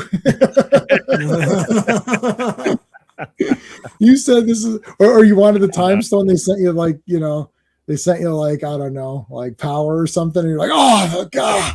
It's like, I wanted spirit and time. Those are the last two I needed. Now I got two of this one. Like, what am I going to do? And then I want the Power Stone. What am I going to do with all these muscles? God. I already had a Power Stone. Timu. Timu. No returns, man. Oh shit, the freaking no return Get policy. mad like Superman. Forbidden to interfere. It's like, you are here for a reason. Yeah. My son. You see how the themes have tied up at the end? All right. Wait a minute, this makes sense. This movie's all wrapped up. Yeah. I thought those were random lines. Good thing this is a real movie. Yeah. you see, son. In the beginning of this movie, we gave a bunch of themes and we gave a bunch of advice And then from you have different to make fathers. a choice from those themes. Yes, That's the point of the movie. Yeah, the one Earth Father gave you some advice about why you're here, and I gave you some other advice, and now you have to decide what kind of hero you want to be. But Father, I thought this is a James Gunn movie where it's all fucking retarded and nothing makes sense. No, son, this movie makes sense. Each Shit! builds upon the other one, and everything makes sense within the world.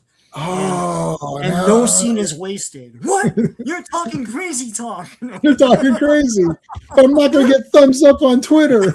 Son, those people don't buy movie tickets or go to do anything. They just do a thumbs up. Father, where are the slow motion farmers? Like, they're not in this movie. Go watch that Netflix piece of shit. Yeah. And Man of Steel sucks too. Oh, we know that already. Thanks. Anyway. All right, sorry guys. That's a Sean and I offside rant. It's It's not even DC Day. Like it's Marvel Day. Is that Austin Powers giving Sphinx the judo chop? Like, who's doing that to knock him in the back? Right. No, go. You're. Oh yeah, someone gave a judo shot. What is that? It was. What's his name? Karnak, whatever his name It's is. Karnak. Yeah, I always call this guy Karnak. I call him Kronos every time. I don't Well, know. you know what's interesting though, because I'm a vintage, and some of us in the chat might be of my vintage as well too. Mhm. All I can think of is Johnny Carson whenever I hear that, because The great Karnak. the great Karnak, right? Yeah, Where he, he puts he things in his binds head. the fortune tell. Yeah. So whenever That I was hear too that, I late think for of me at Karnak. the time. Yeah. Yeah. Yeah. All right, so the Lockjaw freed the Inhumans, but I mean Mhm. that's really not going to do much because the Fantastic Four got their asses kicked, and now they get their asses kicked. I don't know what Quicksilver thought was going to happen. Nice try, but He didn't even try to catch Medusa. He just lets her fly by. he doesn't even care. Yeah. Not my wife. Hashtag not my wife. Crystal doesn't like me to touch other women. Black Bolt. Wow. Yeah. It's like, that's your sister, Crystal. What do you want me to do?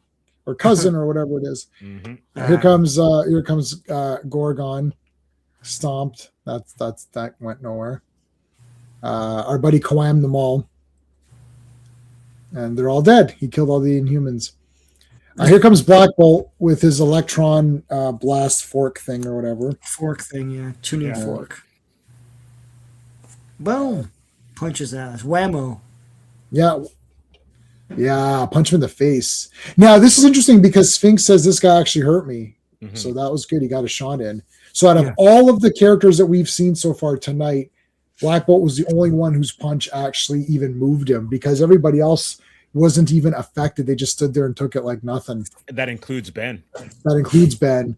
And now he's, again, his electron tuning fork thingy, blasting the crap out of him. Blast him. Out the ship. There's what's her face, invisible girl uses her thingy, bring him back in. This is the monkeys, barrel of monkeys or whatever. Like, Yeah. so they only had 5 seconds to breathe, or whatever it is. Yeah, they're like, how are we breathing? There's a big hole behind us. Oh, that's because Black Bolt is making a wall. I know, but he didn't make the wall behind you. Right. What's happening? Right. Yeah. Also, too, how'd they survive out in space when I don't know. Sue's bubble disappeared? They held their breath or something. They held their breath. So the theory has always been that if you exhale, that's when you get killed by the pressure and everything of space. That's even in Star Trek. Yeah, I remember when you had to get rid of all the air in one of the decks. I Okay. can't remember which one it was. And I think it was TNG, and Crusher was like, you will feel immense pressure to exhale. Don't do that. Yes, And that's a next gen one. You're right. Yeah. And they're all waiting. They opened it up, and it may have been it could have been one of the movies, but it could have. Yeah, I think it No, was it's a next show. gen. It's in the show. Yeah. It's in the show. Yeah. And so the cold, there's like you don't freeze or anything like that. I don't know. I mean, if there's a nearby sun, maybe not. I don't know. I don't know. I've never been to space, so. And We've always been told you freeze in space, but to me, if we're getting the sun's rays through a lens, like through the ozone, and it's kind of warmish, wouldn't it be super hot, like around? No, because I think it's the Earth's. It's the oceans that heat the Earth. That help to have the atmosphere that traps it. So then you get the greenhouse and stuff. But you get sunburnt, and you get, So if there's no ozone and you're, but I don't think you stay warm though. I just think it's no, yeah. Like if you're closer to the sun, yeah, then it's it's barbecue cream. They're not the Like that time Flash. Remember when the Flash in Justice League, he ends up near the sun, and then Green Lantern pulls him back. John Stewart pulls him back. I'm like, guy, you're cooked, man. You're cooked. Yeah. This isn't the first or last time science fiction writers get space wrong. I mean, it's just whatever you can do with it, Yeah. Okay. Message. It's like because in Total Recall, Schwarzenegger's eyes get bugged out of his head or whatever. So. Let's do this. Hit the like if you like Total Recall, and hit the like if you don't care about anything we just said. Just hit the like. Just hit the like to let us know. The like button. Just hit the like button regardless of what. Okay, so anyways, now that we've dissected how space works in this comic, their cosmic rays kept them warm. Of course, I don't understand why there's like this. First of all, Black Bolt's there, and he can do anything he wants. So there, it's done. They just said it. He created a thing, and it's fine. That's it. You're done. And Henry likes Quicksilver's green costume. I actually like the silver costume, but I don't dislike the green costume. So I like both. I like when I have a Quicksilver tattoo, and I got the silver one because that's what you do. Phantom Outsiders here. How's it going? You can hold your breath in space. You cannot hold your breath in space. Your lungs will collapse. So in space, no one can hear you breathe. Is that what you're telling me? Yeah, and you can't breathe anyways. Yeah. Cosmic lungs. Exactly. It's exactly, buddy. I'm with you. Talk to these people. Yeah. Talk to them. Let them know what's going on. I don't know what happened. It's like I went back to reading that Woman of Tomorrow garbage comic for a while. You guys were figuring that out. Also, FF Crystal are enhanced, so they have. That's right, Phantom Outsider. Thank you. It's ultraviolet light in space and instant dry freeze. I think. Al, don't assist them in their conversation. don't add to it. A normal human can survive 9 seconds. You see 9 seconds. There you go. Classic heat needs. Classic. Stop it. Why are you getting involved now? Classic. Nice. All right. Since space has no, there is no medium for the heat to move through. See, look at all this. Everyone's chiming in on this. Now, everyone's got their pseudoscience in check. Oh my god! In this episode of Cosmos, okay. Also, Black Bolt would have used the ability to manipulate. Exactly. There you go. RR. What does he want? There you go. Thank you. Back from Andy Circus.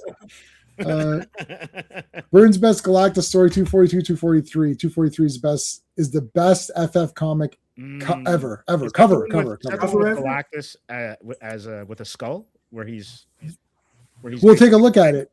Let me pin that comment and we'll look at it. yeah.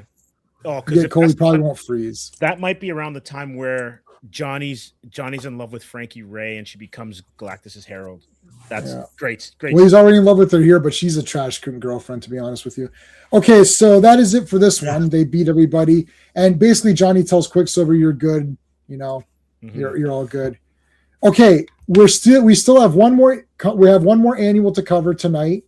Before we cover that annual tonight, because I know what happens. You see, once we finish covering the annuals, everyone leaves the stream, and if you leave the stream, you can't hear all the crap I got to tell you right now, which is to subscribe to the channel that you're watching. And I know how YouTube works. When I watch other people's live streams, as soon as they start saying good night, I'm gone. So before you guys, we're going to cover this one, but I'm going to force you to listen to this for a second. You got to subscribe to all of us because we need your help. We're bottom of the barrel YouTubers. One guy's like, "Why is this in my feed? I don't care about you guys." So like literally people don't care. So to show that you do care, you're supposed to subscribe to the channel and you're supposed to say we're awesome and all that good stuff. So there's all the links to subscribe to everybody and hit the like on whatever thing you're watching. Okay. Now, today's Friday. So every Saturday, it's The most powerful stream in the universe. This Saturday is no different because we're going to be talking about He-Man and the Master of the Universe Season 1, episodes 31 to 36. Monday, we're back. All of us are back with Classic Comics for Avengers. Same thing as tonight, but Avengers. Tuesday night, Vision. I am back for The Beyond. Wednesday, we're all back for G.I. Joe, issues 1 to 4. And next week, we're back with Fantastic Friday 204, 207. Still going to cover this issue, though. Sean, you're on all those streams. What are you doing that you're not on when you're not on these streams? So I shot a bunch of videos today. So on Sunday coming up, I will go through the Transformers UK Compendium 1. This But you can't big use fat that. boy here. Wow. Oh wow. Yeah. So this is the UK compendium. Yeah. So this is all the cool. I'm not as familiar with the UK Transformers comics, so it's a real treat. On Tuesday, I'm going to be looking through Marvel 2-in-1 number 19, the first issue before their annual one. That's with Tigra and Thing teaming up against the Cougar, who is a man. So there you go. And I have so many questions. It's the first appearance and last appearance of the Cougar. Anyway, I looked it up. And on the Thursday, I will be looking at Superman 128 from April 1958, continuing my journey through the Superman Silver Age. So there you go. All right, Steve, what have you got going on? Don't go away, guys. We're still going to cover this issue. Steve, what have you got going on? On I think it's Wednesday, we're gonna have our weekly news, Comics Asylum Weekly, where we take a look at the top news stories in comics, entertainment, toys, and games. And then I'll be back with these two lovely gentlemen later in the week for the next FF. And we might have a special guest and a special I guess stream on Thursday. We might have the legendary Bruce Zick joining us, and so if that's the case, we'd love all of you to join us. So that'd be Thursday at 7. And I think I'm good for that one. Some guy said WTF is wrong with me on one of my videos. Awesome. I'll respond to that loser in a bit. Okay, we got some spiciness. Oh, everyone attacks me. It's great. It's all good. YouTube doesn't recognize the difference between a positive comment or a negative comment. Yeah. It only knows that you commented. Right. So that's Thursday. I think I'm okay with that. Let me see. That's the 9th, right? Yeah, I think so. I think I'm good for that. So I'm going to put that down. Comics. Yeah, Sean, if you can make it, be great too. Because I know last week might have been during Avengers. Yes, it was Avengers. Everyone was in the chat was like, so how do zip tones and how does all that stuff work? And so Bruce has done a lot of work with that, and he's done stuff in animation, and he's done some work for Marvel as well as his own creator-owned stuff. And he also did his latest series is with Mike Mignola, Captain Henry. So Yeah.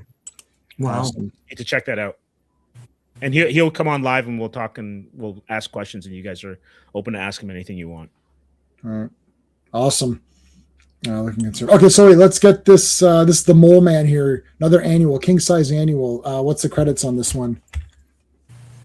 Okay, let me just get there. Yeah.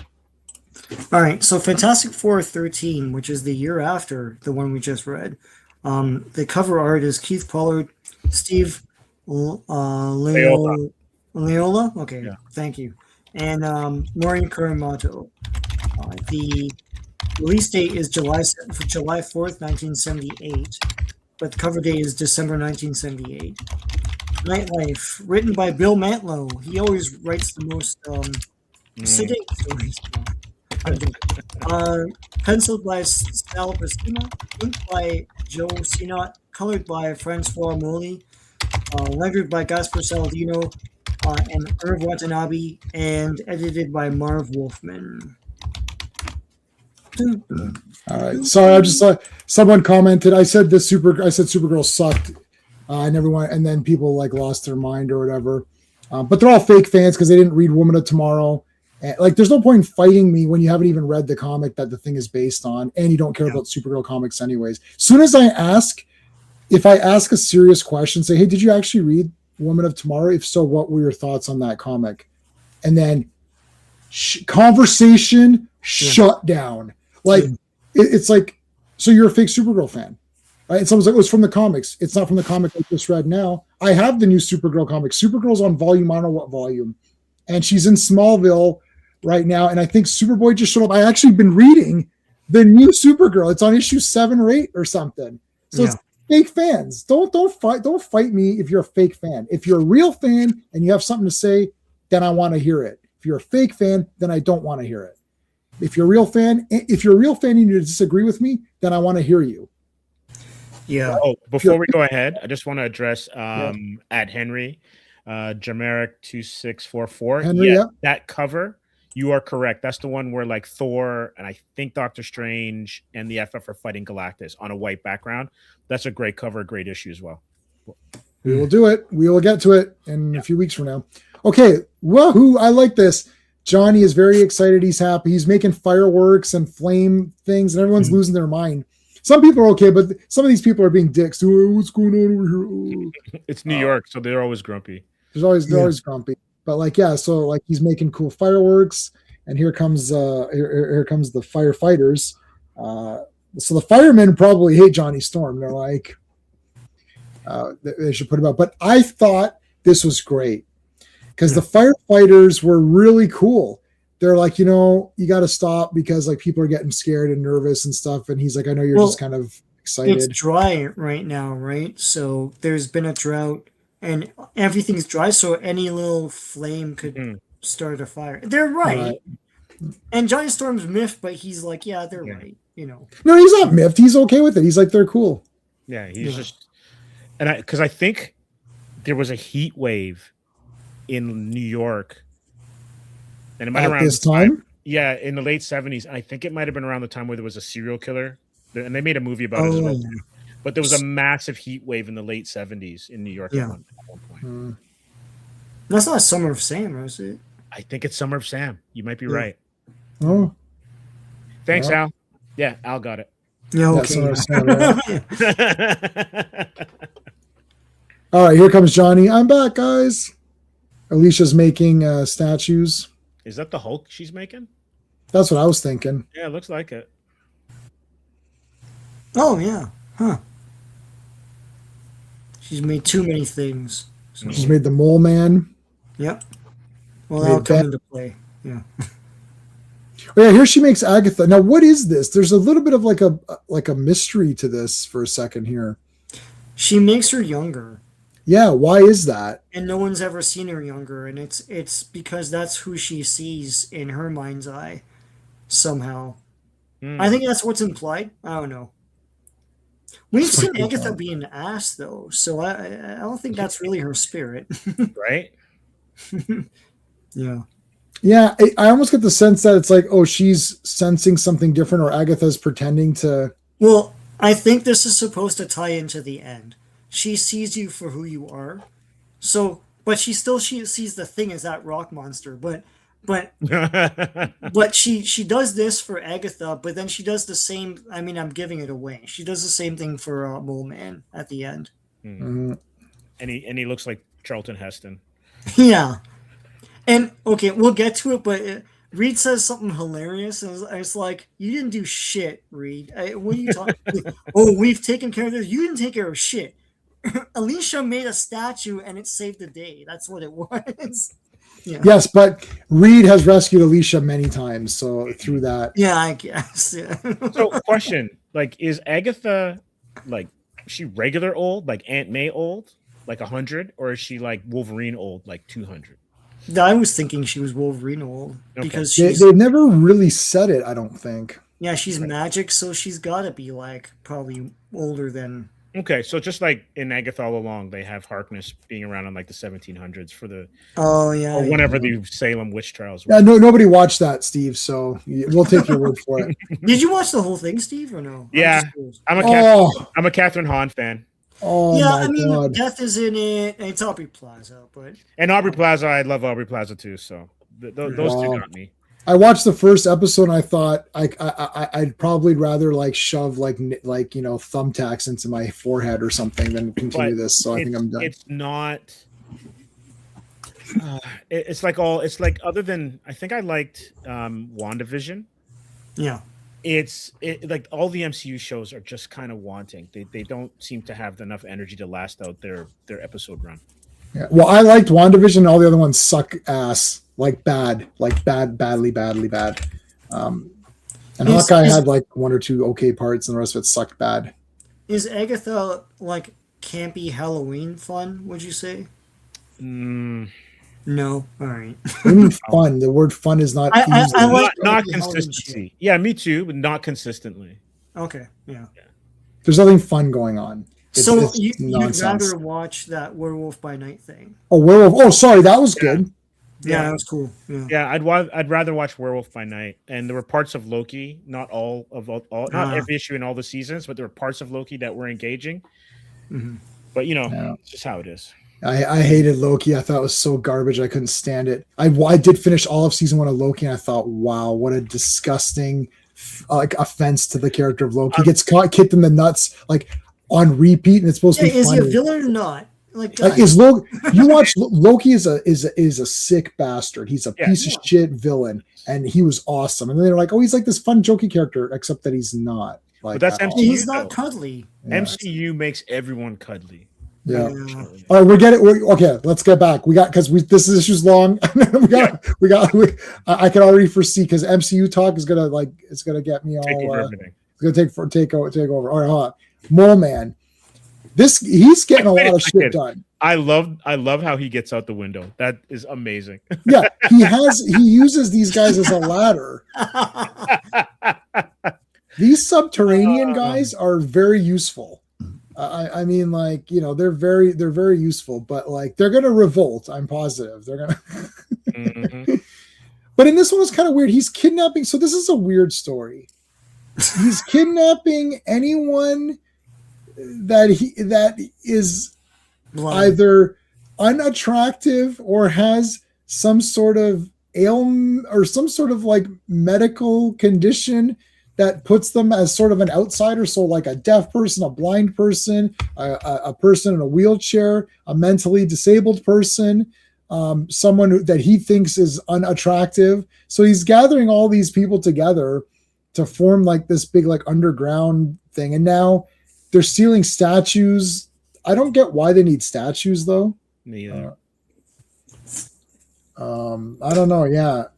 I like this comment. She's older than dust, but stronger than dirt. See, I thought use magic to smooth her face. Oh, that could have been good. Mm. She's in the Salem, which okay, so yeah, nobody knows. Yeah. Alicia Thunder. Oh yeah, Salem 7. Yeah. I myself never watched MCU Secret Invasion. I didn't watch that either. I watched one episode. I watched one Agatha. I watched one Agatha. I watched Zero Echo because that just looks shit. I didn't I watch watched it either. full season of Loki.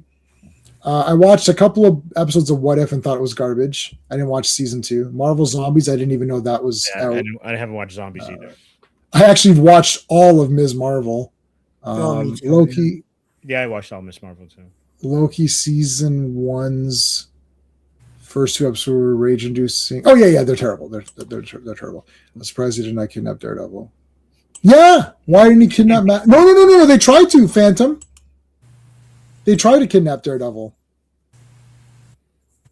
Right there.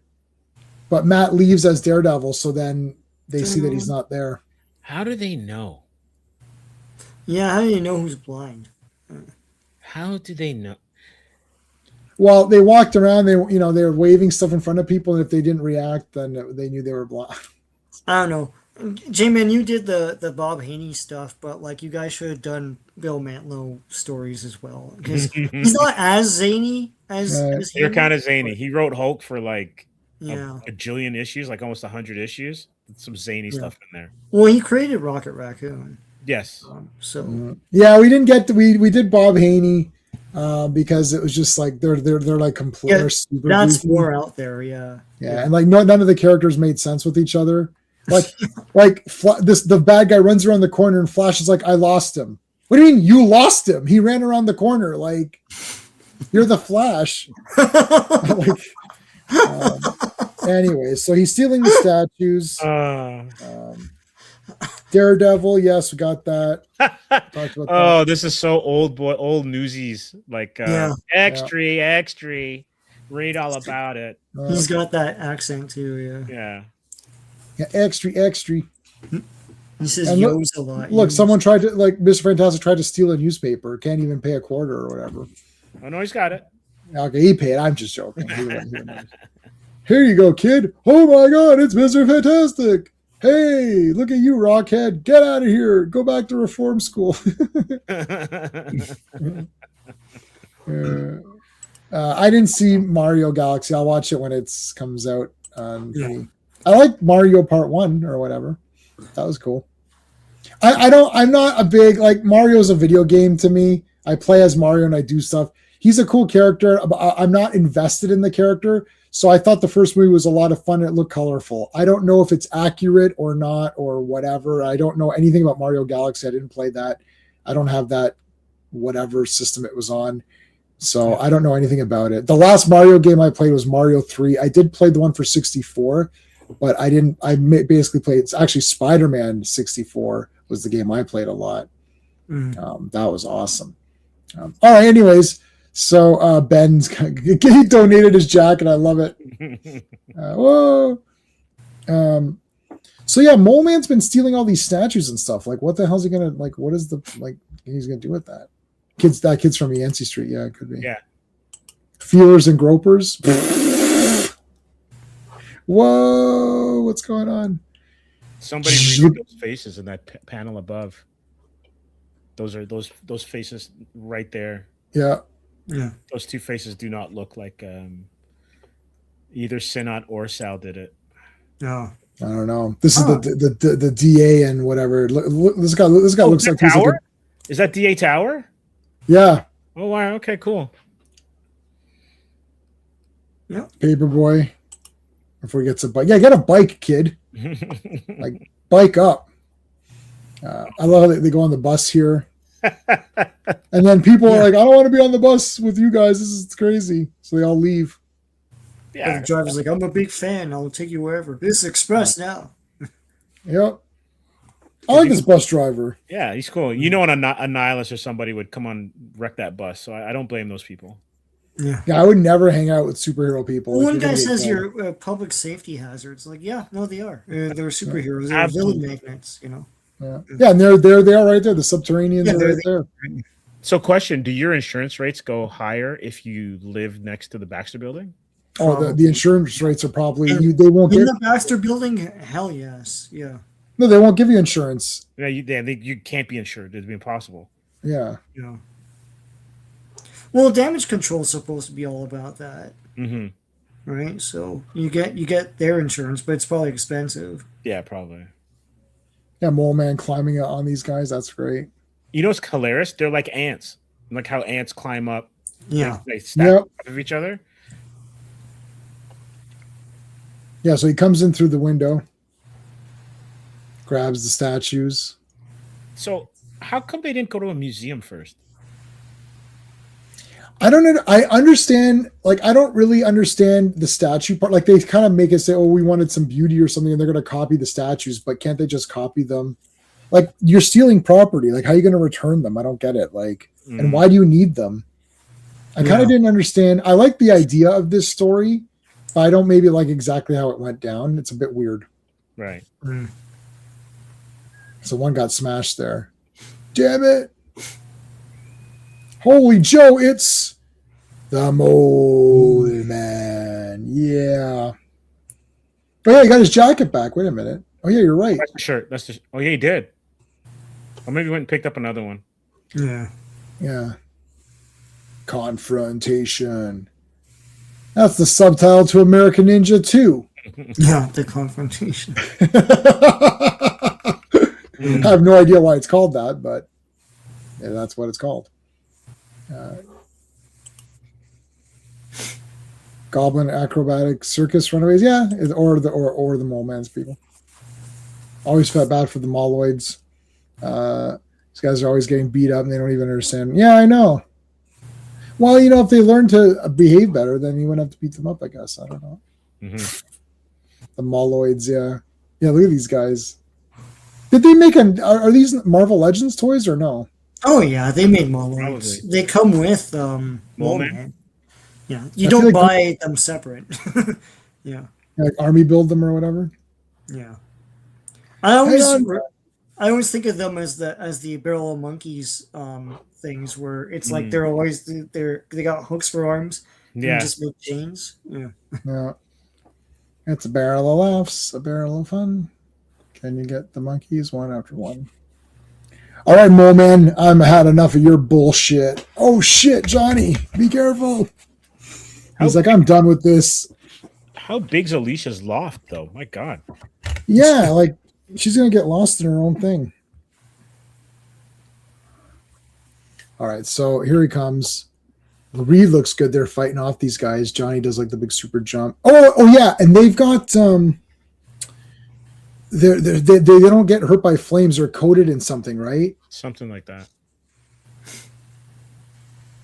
I've treated my subterraneans with a chemical that allows them to resist your flame long enough to snuff it out. Yeah. He and Doc Ock are very similar in looks. I wonder if there's, anything. Right, it's those weird glasses. Yeah. Right? And they're both in green. Yeah. I love it's like he just smacks her. He's like, yeah, I have bat sense or whatever. I have radar sense. And thing got buzzed, and now here comes all the Moloids or whatever. Come with me, Alicia. Yeah, the 3D glasses. Yeah, those 3D ones. Yeah. Totally. The cardboard ones, yeah.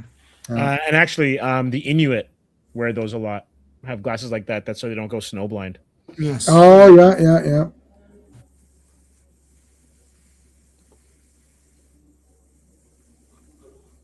You've been watching. Oh, Naja too. Yeah. You mentioned that. We've been watching. I don't know. I forgot what. We're watching Keeping Up Appearances. Oh wow. Yeah, we're on season 3. That's a very funny show. Bucket. Bucket. Bouquet. It's Bouquet. It's. Oh my God, Sue! Because she ran after them or whatever. Yeah. No. Pursuit. And he's like, good thing I made those portable flares that you could put in the holster. Good thing I came up with that 2 days ago. Seemed the strangest at the time. Sue's like, yeah, I'm fine, guys. Like, what's your problem? Well, what's your problem, Sue? Like, we're allowed to be worried about you. Like, God damn. They had to take the cab there, and he's all like, give me my money. You know what's crazy, though? He did this. To get this level of artwork in an annual Yeah. is crazy.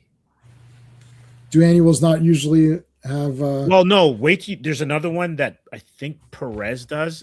I think it's the next one. And actually, it's the Salem 7 and Agatha. I remember because I bought it. It's either it's if it's not the next one, then it's a maybe the second or third after this one, and it's done by Perez. The annuals back then would be done by Byrne, or Frank Miller did a couple of Spider-Man annuals, one with Punisher and Doc Ock and stuff like that.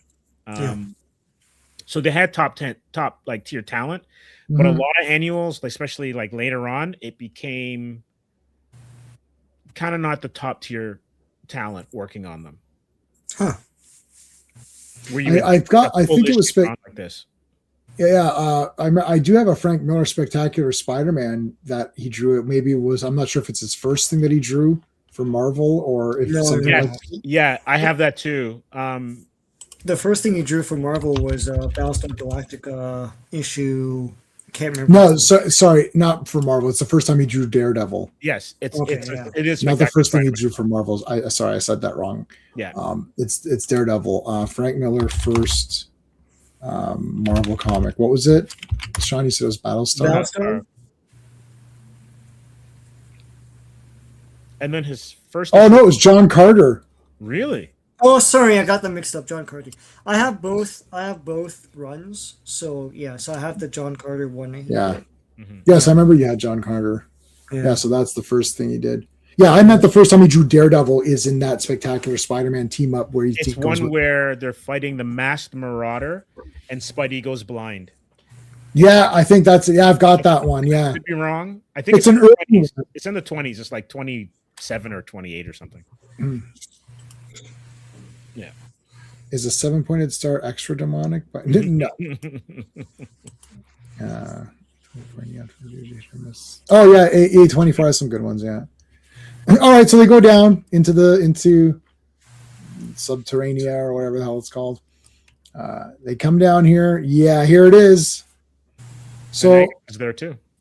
Yeah, they stole all these statues to have Alicia copy them all or something. Like, what the hell? Why? That's going to be a lot of work. This makes it seem like they copy these statues pretty easy, but this feels like it'll take forever. Oh no! Hold on a second. Can you go back? Yeah. The way they're colored, it almost looks like the statues are talking. No, these aren't statues. Oh, those are the people. Those are the people that were captured. That's right. Yeah.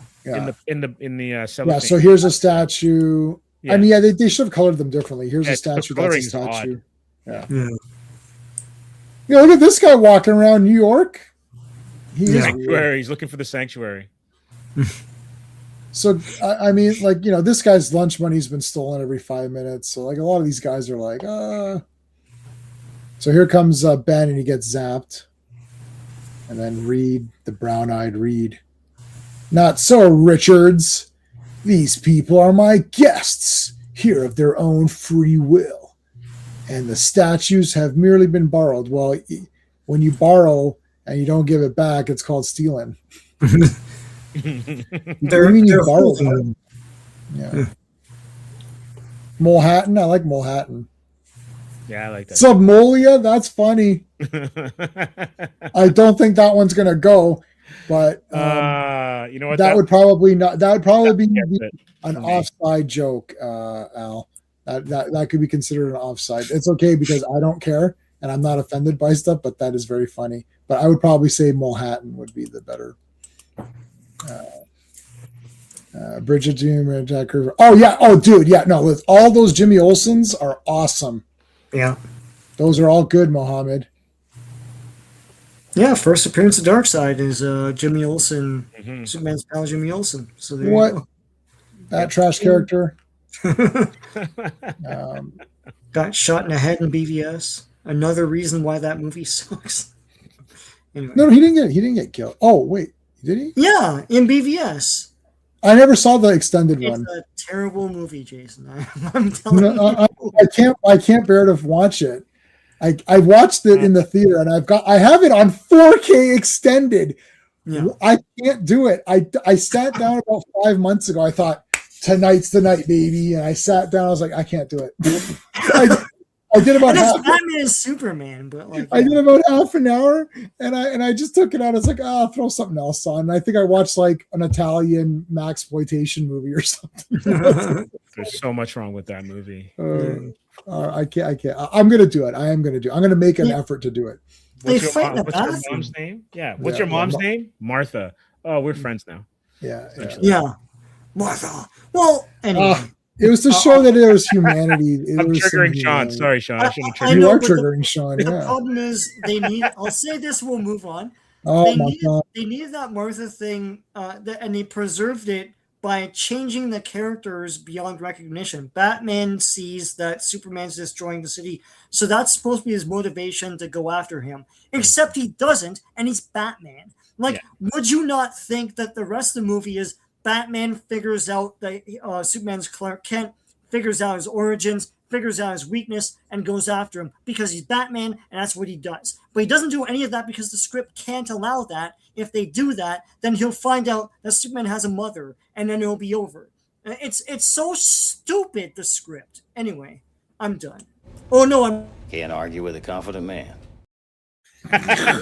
one more thing. Oh shit, we're back. And another thing. It's Superman that investigates and finds out about Batman. Why would that be? Anyway, fuck that movie. Like half of fuck all is More fuck all. Don't hold back, Sean. Tell us how you really feel. Oh my god, they made that movie. It's made. They did. Anyway, They made it. Yeah. All right. And Human Torch made a circle of flame There you go. around Mole Man. What's better, the circle of flame or BVS? I don't know. Stu, look, it's all these hunchback people. My God, Reed, they're hideous. What has he done to these poor humans? He's turned them all ugly. No, that's how we were born. We're normal. Oh yeah, I mean, What's going on here? Like, you're telling me that all these people look like, some of them look like they should be Morlocks, not just people on the streets of New York. yeah, some of these guys look like Universal monsters. Yeah. And others are just people. Yeah, just regular people. Yeah. So Bill Mantlo was on fire for this one. yeah, this guy, I like this guy. This looks like Superman's buddy or whatever. What's that? could be a Bibbo or Billy whatever. Man, too. Yeah, it looks like Bibbo. Yeah. Bibbo Baggins. No, that's not. No, it's not Bilbo Baggins. Bilbo. Reed, what do we do now? Kill everybody? No, we can't kill everybody. Oh shit. Okay, sorry. I don't know what to do. What are we gonna do, Will? So everyone's attacking them. And then she makes a force field. Now they can't beat, I mean, they don't want to beat up regular people. No. So Benji's got himself a nectaring, yeah. So now he's gonna pick up these guys and like, no, you can't beat the shit out of them. They're like, so they grab Mole Man. He's like, he goes, Mole Man, let's talk man to man. Let's talk man to mole. Yeah. Now, Mole Man, what's all this bullshit about? You see, I'm really a sad character. I know, but you caused like a lot of damage and kidnapped people and like stole stuff. So, I mean, yeah, on the one hand, we feel kind of bad for you. On the other hand, you're controlling a bunch of people and like you're kidnapping people. So I don't like, this isn't Falcon and the Winter Soldier. I can't use kid gloves on you. I have to beat you up. Well, I don't want to get beat up. All right, fine. And Alicia's like, yeah, he's just a loser. It's like, fine. Some of the people don't want to stay. So they basically say, some of you can stay and some of you can go, like, do what you want. So some people stay. Is this ever referenced again? Like, are there actual humans now living here later in later issues? I feel like that doesn't stick. That's a great question. Does anyone know Phantom Outsider? No, we don't have Phil tonight, do we? No, I didn't see Phil. Yeah, we don't have Phil tonight. Phantom Outsiders are kind of our main guy tonight, I think. It's our go-to guy. Does that Phil or Fanny, do you know? That sticks around? Wow. Okay, I mean that's really cool. And then she makes a Mole Man statue, which I guess saves the day. Like it's so random. Is that not the same Old Man statue that was in the Yeah, studio? I think so. Anyway, he likes it, and they're all like, "Yeah, like, Alicia made the statue," and then Reed is like, "We've pleased an enemy, darling. You didn't please shit. Alicia did this. It's like you didn't do anything. Look at that smile. Look Alicia how- saved the day, man. it's like, that self-satisfied smile.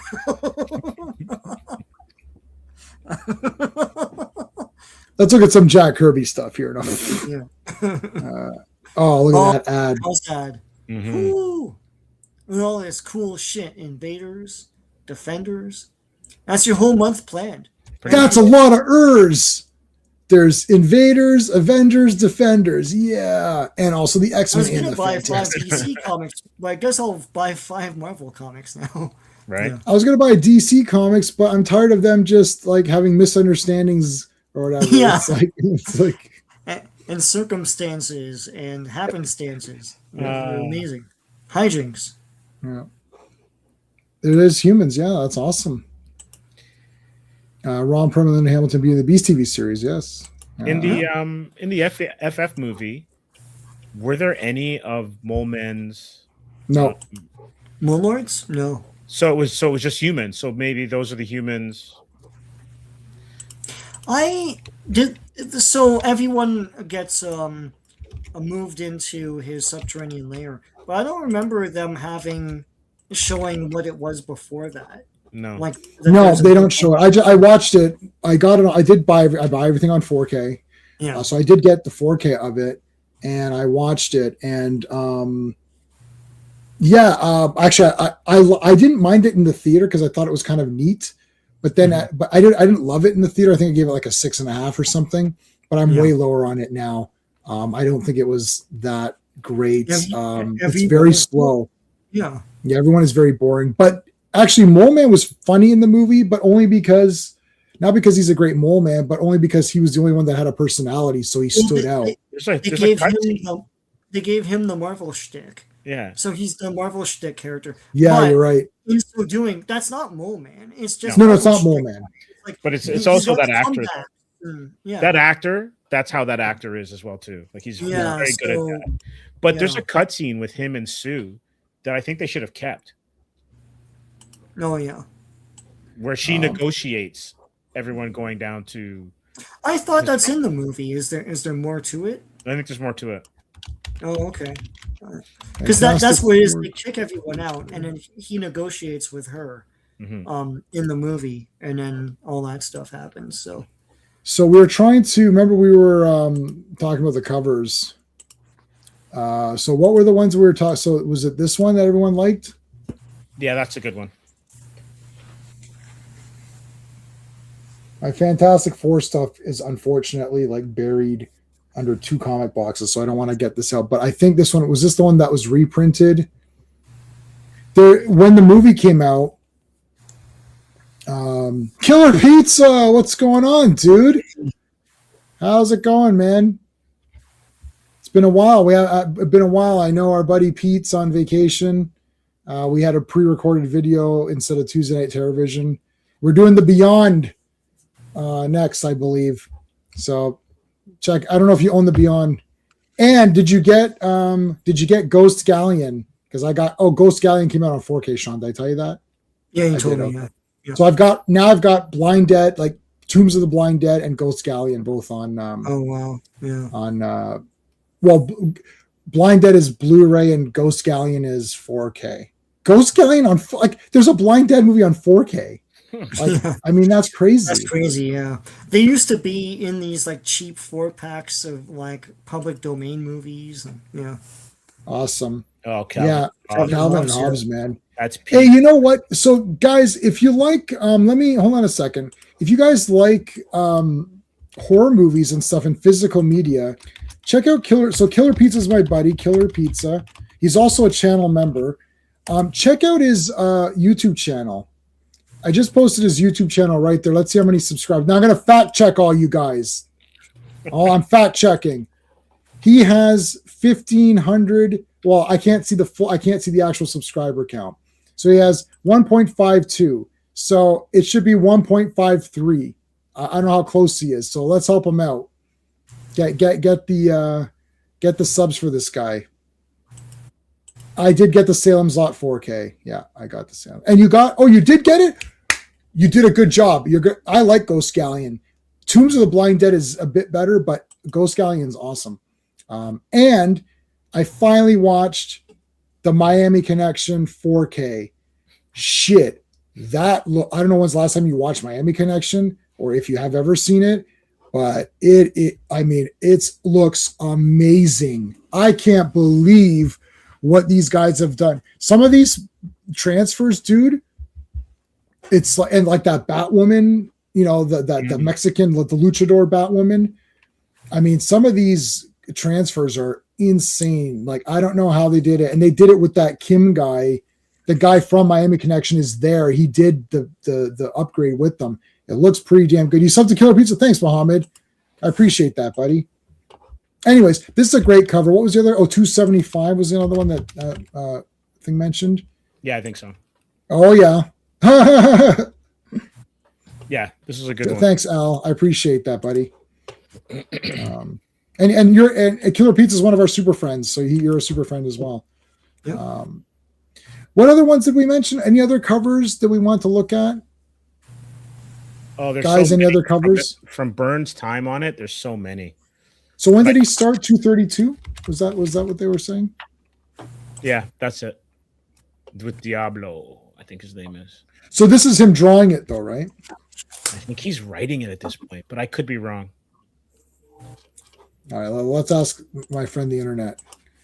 When did Sean Byrne start writing Fantastic Four? 232. Okay. 232.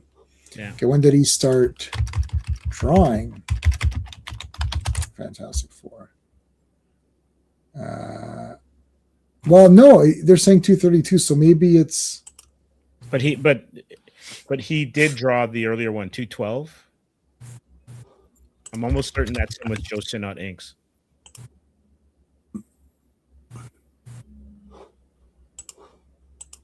Oh, that issue's so good. Wait, what? 212. That's coming right up. Mm-hmm. What's the next? What's the next four? The next four. It'll probably be in about a month. Yeah. Because then you get to 210. That'd be 2 weeks is 210. 3 weeks is 212. Yeah. So 2, 3. Yeah. If there's no annual or anything in between. Right. I have my spreadsheet that tells me what's coming up. That looks like a Walt Simonson cover, but I could be Oh, wrong. hey. Is that Sphinx again there? Look at that. Yeah, man, that takes me back. This is some good stuff. This is so this is where it's in this arc here. 212. I'm not sure if it goes into 213, where you get the best line, the best trash talk line ever. Who do you guys like? I mean, I just like Jack. I can't pick stuff, so I'll just say my favorite is Jack Kirby, and that's the end of it. And then I like everybody else. I'll tell you when I don't like the art somewhere. I almost like any. I can't do. Okay, so I can't do art. I try my best, and that's what I want to show you guys. I want to show you this. I'm not an artist, so I can't do art. So I admire artists. So I pretty much. If you saw my comic book reviews when I was doing proper reviews, I'm very soft on art. Like if it looks pretty cool, I'm like, that looks good. And if it's different every time or whatever, that's fine too. Like even this horrendous Supergirl story, I think it looks kind of cool. Like there's some neat. And the artist is great. Yeah. Where's the oh gosh, they did your, and I thought of you, Sean. Oh yeah, they did this. So the story, this is Tom King, so you know it's garbage. But I really like that they did this. I have to say out there, like they did the fire wings. Yeah. So I was like, oh, come on, that's really good. But yeah, the art in this is good. Oh, here's a PSA, and then we'll ask you guys. PSA, don't buy these compact editions. I love them. They're great ideas. I cannot read this. I cannot see the text. This is minuscule. Like, look at this. Like, that's a hard read. Like my camera can't pick it up. It depends what the comic is. It depends what the comic. So don't order them on Amazon. Go to the shop, go to the bookstore, and flip through it, because I love this idea. It's so easy to read, and it's not worth anything because it's only $10. So there's no value to it. So you can read it like I was reading it like this, like I'm folding it back and reading it, and I don't feel like, oh no, I'm messing something up. Oh. So I love the readability. I love the format. I love the smell of these. I actually like the paper on these. I can't read it. I was so disappointed. I mean, the comic sucks anyways because it's Tom King, but I couldn't read it. So I couldn't even read it to tell you it sucked. So I have the first 3 original issues of this. Then I bought this, and I couldn't do that. So I ended up just getting it on digital anyways. So, which I could have just avoided all of that and just got the digital anyways. But I did pay my money for the full thing. And I do have the original 3 issues when they came out, the floppies, as Sean would say, which I don't like using that term. But, I did get the first 3 issues. But I just say Jack Kirby's my favorite. Sean, do you have a favorite team of artists or anything? Or favorite team of artists? I'm like you. I probably not. I mean, like I do love. I mean, Kirby is cool. I don't know. I liked Todd McFarlane when I was a kid. All the Spider-Man stuff was awesome, and it So was did I. revolutionary for the time, right? So, yeah, but yeah, I don't have like too many high opinions about the art in things. I mean, look how cool all this was, man. Like Is it- I liked all this. Is it Richard Corbin who did all that heavy metal stuff and then is Yep. that the guy? That is Richard Yeah. Corbin. He's I have awesome. a bunch of those hardcover collections. They're awesome. But what he would do is mixed media. He would draw, he would paint, he would Yeah. do plasticine things. It's like it's crazy. Kurt Swan, I love Kurt Swan for sure. I like Jim Aparo. I got the artist edition of Jim Aparo. All the Spider-Man people you mentioned. Aparo's Joe Del- classic to me for Batman. Yeah. Yeah. Yeah, Jim Aparo. Great. Steve, you're an artist, so you have a bit of a different. Sean and I are not artists, but you are. So play safe. No, so draw safe. But what are your favorites? Because this is an interesting take. Because I'm going to include inkers in this, because sometimes they're artists that I like, but I don't like who inks them, and sometimes they're inkers like Joe Sinnott that level up everybody's game. But certain combinations I like. So I like George Perez and Romeo Tango. So they did a lot of the early Teen Titans stuff. I love Terry Austin's inks over John Byrne.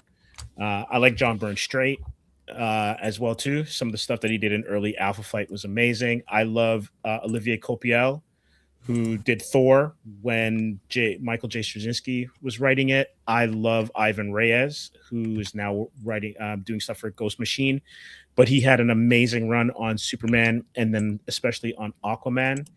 I loved Carlos Pacheco, who was doing X-Men for a while. He used to do these amazing fingers, which is great.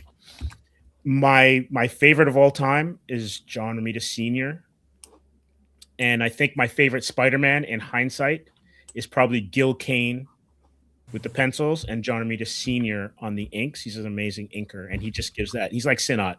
When you ink like him, when he inks your work, it kind of looks like him. Trying to think of Sal Buscema, John Buscema. Love those guys as well too. Frank Miller, inked by Klaus Janson. Yes, that's also good. Yeah, Klaus Janson's great. And this one, I don't know if a lot of people would have even seen this, but it was a Hulk magazine. This is when I was a kid. Yeah, I remember the Hulk magazine. I have it. So Hulk magazine, Mike Zeck did it. Mhm. But he painted the first half of this Hulk story. Right. It is amazing. He fights this alligator. I think it takes place in either New Orleans or Florida, and it's called Masks. That's the name of the actual story. I might have it on here. And Mike Zeck. I've been looking for that magazine forever. Yeah, it's around.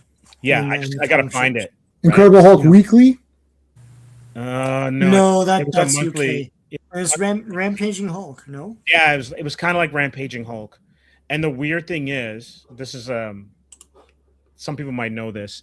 So there was a character, an alien character in that book, a female character. I think her name was Beirut or Beirut or something like that.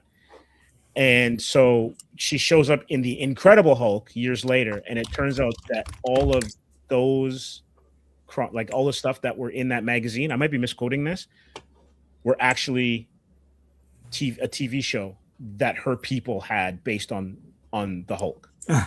So it was Okay. kind of a weird thing to just kind of acknowledge those magazine stories, Yeah. but not have to be part of continuity. It is Rampaging Hulk. Okay, so I don't have them on this computer. I have them on the I should have them on the other drive. If I don't have them on the other drive, I'll just get them tonight because I can get those in 2 seconds.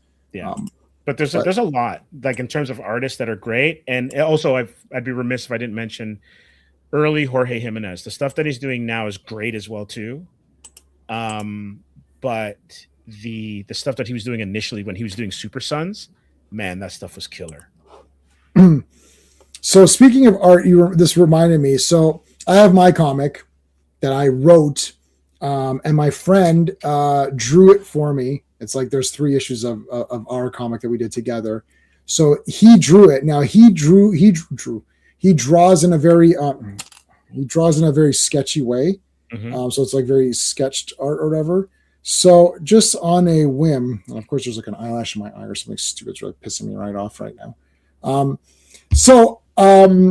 We all know AI is evil and all that, but you know what? Sometimes you like to team up with the evil people.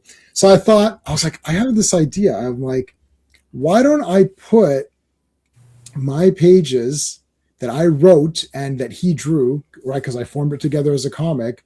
Why don't I put it into ChatGPT and see what it spits out?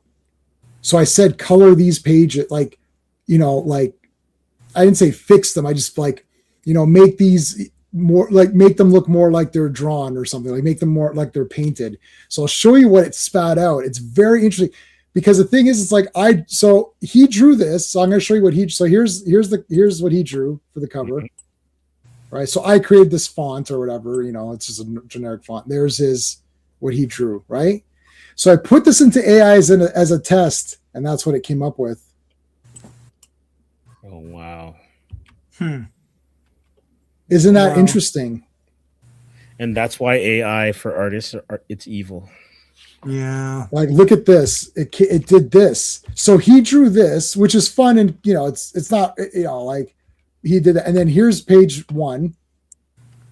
So take a look. So it's like this meteor falls to Earth, right? It's falling down, lands. This guy picks it up. And then there's like a person behind him.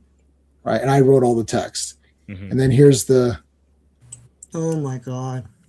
Yeah, that's why I can't mess with AI, man. Look at that. It just takes away.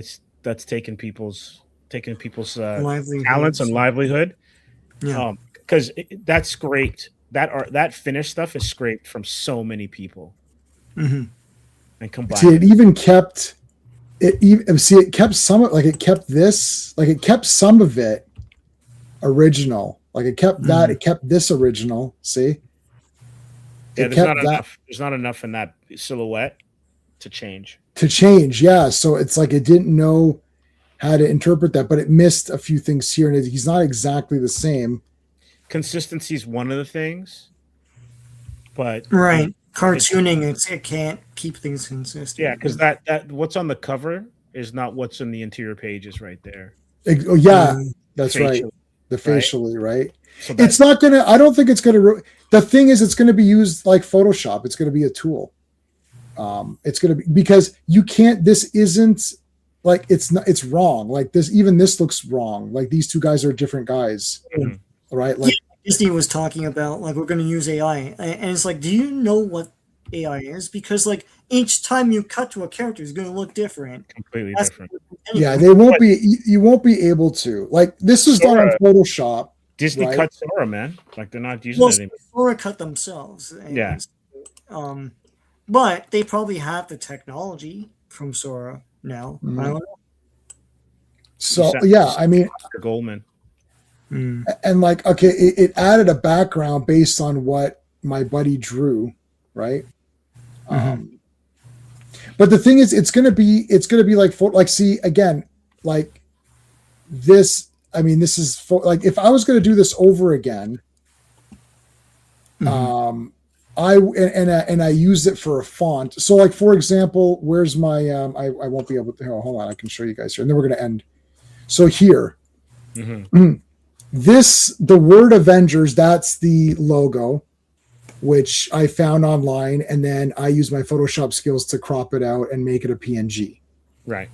So now I PNG'd the Avengers logo. And then I put the PNG into Photoshop. Sorry, I used Photoshop to make it a PNG. Then I used the, I forgot what it's called, where you outline it. So I outlined it in yellow. In white. I outlined it in white. Okay. That was done on Photoshop. This, you use the magic wand? yeah, I don't know, but it's not the magic wand. It's something else. Anyways, I use that. So then that is me doing that on Photoshop, and whoever designed this logo, Marvel, whatever. Obviously, this is the comic cover, so nothing's been done there. Mm-hmm. On this comic cover, I've done nothing. This number 192 to 195, this I uploaded into Chat GPT and asked it to make it right. So I typed this out on a whatever font I had because I didn't want to copy a font. Mm-hmm. And I said, make it look, put a burst or whatever. You see what I'm saying? So it made this based on what I gave it. Then it doesn't give you PNGs though. So I had to remove the background. I had to take their JPEG and make it a PNG in Photoshop to make this. Then in Photoshop, I pasted all these together. That's a bit different than this. The Beyond logo is the logo of the movie, which I found and cropped out. Tuesday Night TerrorVision, this is completely AI generated based on nothing. Like I gave it nothing. I said, just do a font, and I chose it. This, for example, is many things. This is from the cartoon. Ram-Man's from the cartoon, so I took him out. The background is from the cartoon. This is a cutout from the actual logo. Season 1, the words Season 1 is my J-Man logo, which I did in order to be, to match He-Man. So I uploaded my J-Man logo and I said, give me the same thing, but say Season 1, right?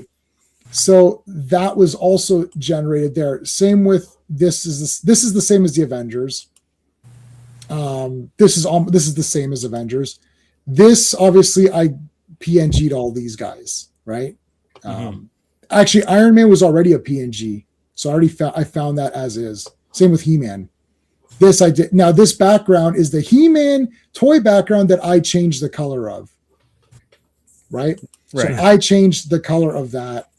I didn't create that blast. That's the blast from the He-Man packaging, which I used, and then I changed the color in Photoshop. Mm-hmm. So there's some of my things where I've drawn myself by hand and put them into Photoshop, and then I've manipulated them within Photoshop. My covers for my books were drawn by an artist based on what I gave. So my artist was like AI. I gave him what I wanted. I drew it my way, which is shitty, right? And then he drew it the way I wanted, right? So that was for my Morn stories, and that was done. T-Merchant, I drew, and then I uploaded it, and AI spat it out, and my Barbarian thing, which hasn't come out yet, that was by could not be reached by further comment. Remember that guy in your stream? Yeah, he's an artist, so he did the entire thing. But for the font, I drew the font with pencil and ruler myself. I made the font, then I gave him the font, and then he made it better. So all of these things are being used at the same time. So with this, we don't have time to discuss this on the stream, but like when I used Photoshop to enhance, now my logo, my J logo, I from scratch made that. Mm-hmm. Because I did not because of any other reason that I didn't want anyone to ever come back and say, oh, that's mine. I didn't ask anyone's help. I completely did it myself with ruler, drew it all out, put it into Photoshop, then with the line tools and the fill in bucket and all that, I did it on Photoshop. The crack, I literally got a picture of the actual crack from the toy. And then I didn't even use that. I then outlined my own thing and recolored it myself. So my logo, my J logo is 100% me, but Photoshop's help. So the thing is that, see, I didn't color it because Photoshop did it. Then I enhanced it and used that outline feature on Photoshop. So am I using AI? This is the question. Like, where is it? Like, where did that end? Like, where did my creativity end? Right? I don't know. It's an interesting thing, right? Like the example I just showed, the guy still drew it all. I didn't use the AI thing. The comic book is his art. That's what it is. Mm-hmm. But what if I uploaded the whole comic and spat that out? Did he draw it? It's like he drew it, but then AI changed it all. Now he could go back in and color it. What if he went back? Like, it's very difficult, right? It's not like now, like the people that we're saying the AI is bad, they're going in and saying, make this, and it makes it. Like, that's not them doing anything. They're just typing a bunch of shit, right? Yeah, and then it goes out and then takes other people's mashes it together and says, mm-hmm. Right. But if I drew it and then I say, color this, what if I did that? I haven't tried that experiment yet. It'd be interesting because you're still it would still be scraping colored work. It would. Which means that someone either colored it on Photoshop or Procreate or something, or Illustrator, right, or taking it from Getty Images. Yep. And then would be appropriating the colors into the line drawings. See, Al's an artist. I put a few of my drawings to figure out what it was. And the tank drawing since you guys when I recognize the turret and everything. Photoshop is a tool. Mm-hmm. Like a pen and clay, but is it though? Like, because I remember with Photoshop coming out that it's like, oh, what the heck, right? I think people thought Photoshop was like AI at the time because it was like Photoshop doesn't do shit. Well, yeah, like you have to still draw and everything. Well, no, but the thing is that there's still interpretation there. That's what people never thought about. That like it's its own. Like the fonts some of the fonts were like. Not common fonts, and they're all property of Adobe and everything, but no one thought. And so then you use that in your work. It's like, oh yeah, but like it's property of Adobe. If they want to come after you, they can. They can, yeah. Fonts are not. That's why I changed all my fonts, and that's why I made my logo. So Sean, I didn't actually take the H from He-Man. I actually didn't take the H because it's an H that gets cracked. I made it a J. I drew it myself. Because I thought, just in case, stupid me, just in case I have millions of subscribers, and then someone sees that J and says, wait a minute, that's Mattel's H or whatever, that you changed to a J, which is not true. Like I drew it out. Yeah. And like even for my book, Chronocari Alpha, the logo, not the logo, but the font for Chronocari Alpha, I purchased that for use in print. Right. And then I actually went and trademarked the logo that the characters have on their shoulders and sometimes I have on my merch. And it's not cheap, but it's one of those things where it's like, it's mine. Until now, no one can come and get it or use it, appropriate it. Yeah. Like I can show you. It's gonna get murky because like, I don't know if you know that Darren Aronofsky did an entire film about the revolution. Either revolution or some war, and it's completely AI. Yeah, but it looks it looks terrible. It's terrible. Terrible. I thought you had some sort of inside scoop as to how to make it better, but no. Yeah. So here's what my buddy came up with based on what I gave him, and so I drew this logo, and then he made it. Made it better. Now I'm trying to see, do I have anything to show you what I gave him?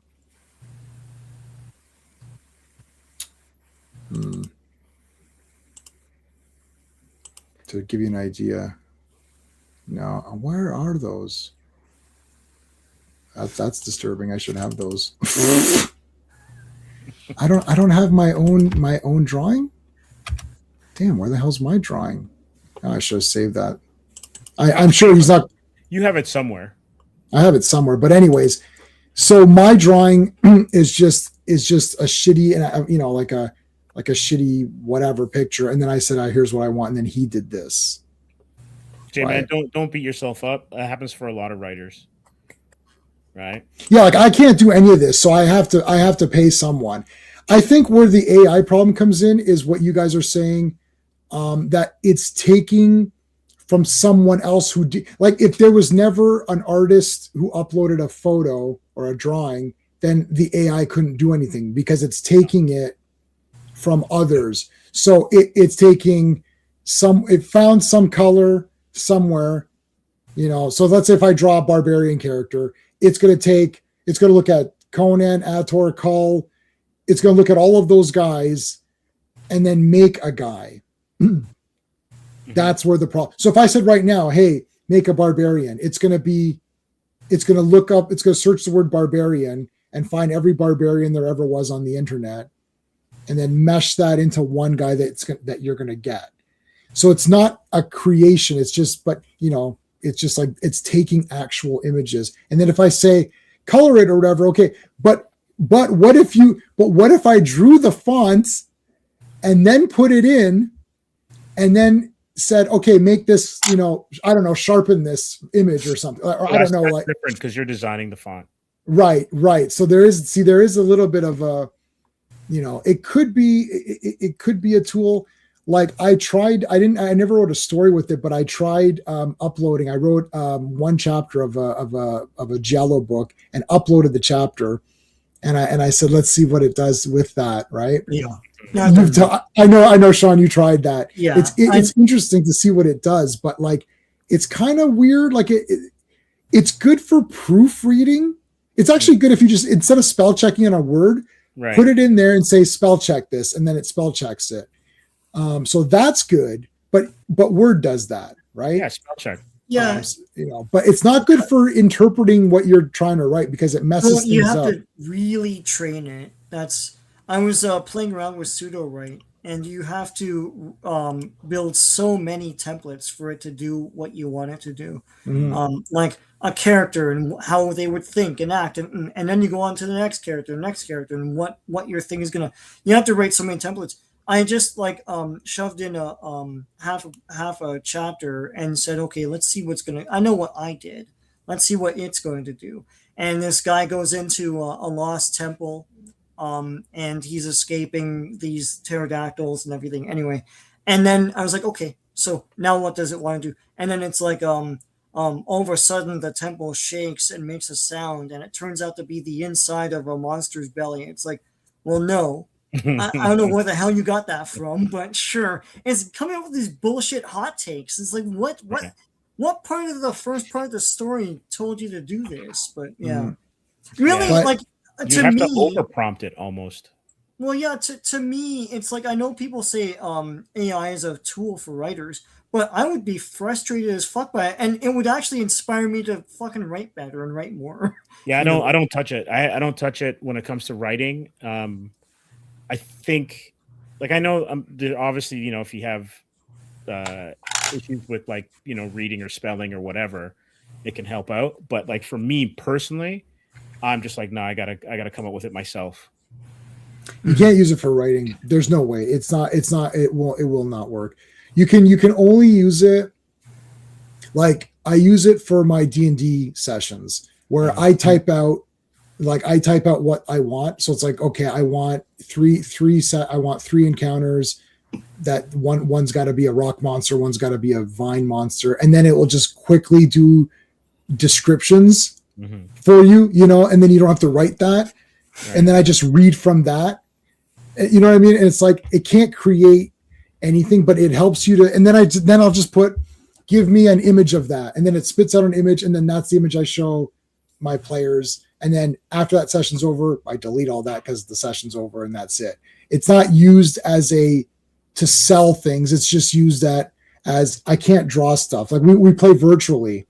So it's easier for me to just put a picture. Right. Like I did one, it's like create an evil looking piranha that's half metallic that has green eyes. So it makes that. And then I'm like, okay, this fish attacks you. And I show them, oh my God. And then that's it. Like then I just delete it. Right. So it's like, it's good for that because how I can explain what it looks like, but it's much easier to just put a picture and, and it's like, they roll the dice, they kill the thing, and then that's it. I'm not using it to make a movie or to make money off of it or whatever, right? Because like then That's it's not the reliable. commerce part of it is also a huge. Yeah, I think it's the commerce part of it because it's like you didn't really create anything, but also it's like you can't trust it. Like I don't think it's really gonna get better, I guess, but I don't think it's gonna get that much better to where they're saying that the whole movie is gonna be. You're gonna say, I want Tom Cruise fighting what's his face, and then that's the whole movie. And it's gonna do what Sean said. It's gonna be hot takes and just random stuff because it's not gonna understand the nuances of what the story should be like. It just won't. I don't know. Like it's really, if it does happen, it's gonna be so far into the future that we're gonna be in it holodecks. will happen. I think we're a good 10, 15 years out from that. Like you want to babysit your kid while you get ready for work. It's like, give me a 7-minute cartoon about a penguin that fights a dragon and wins the love of a girl penguin. Like done. Yeah. You know? In and the, it just in the doesn't. style of Pixar. And yeah, in the style of Pixar, or hopefully it'll do line art one day. You know, and it's like in the style of Hanna-Barbera and 1960s or whatever. I don't know. No kid's gonna want that. They're gonna be like, Yeah, "What I is know. this I shit?" will, but this big kid will. You're not gonna be around for that, or I will. Yeah. all right, that's it, guys. We did it all, got it all done. I'll see you tomorrow for He-Man. Hey friends, you've just been listening to J-Man, and he is the smartest person who ever lived. So make sure you like and subscribe.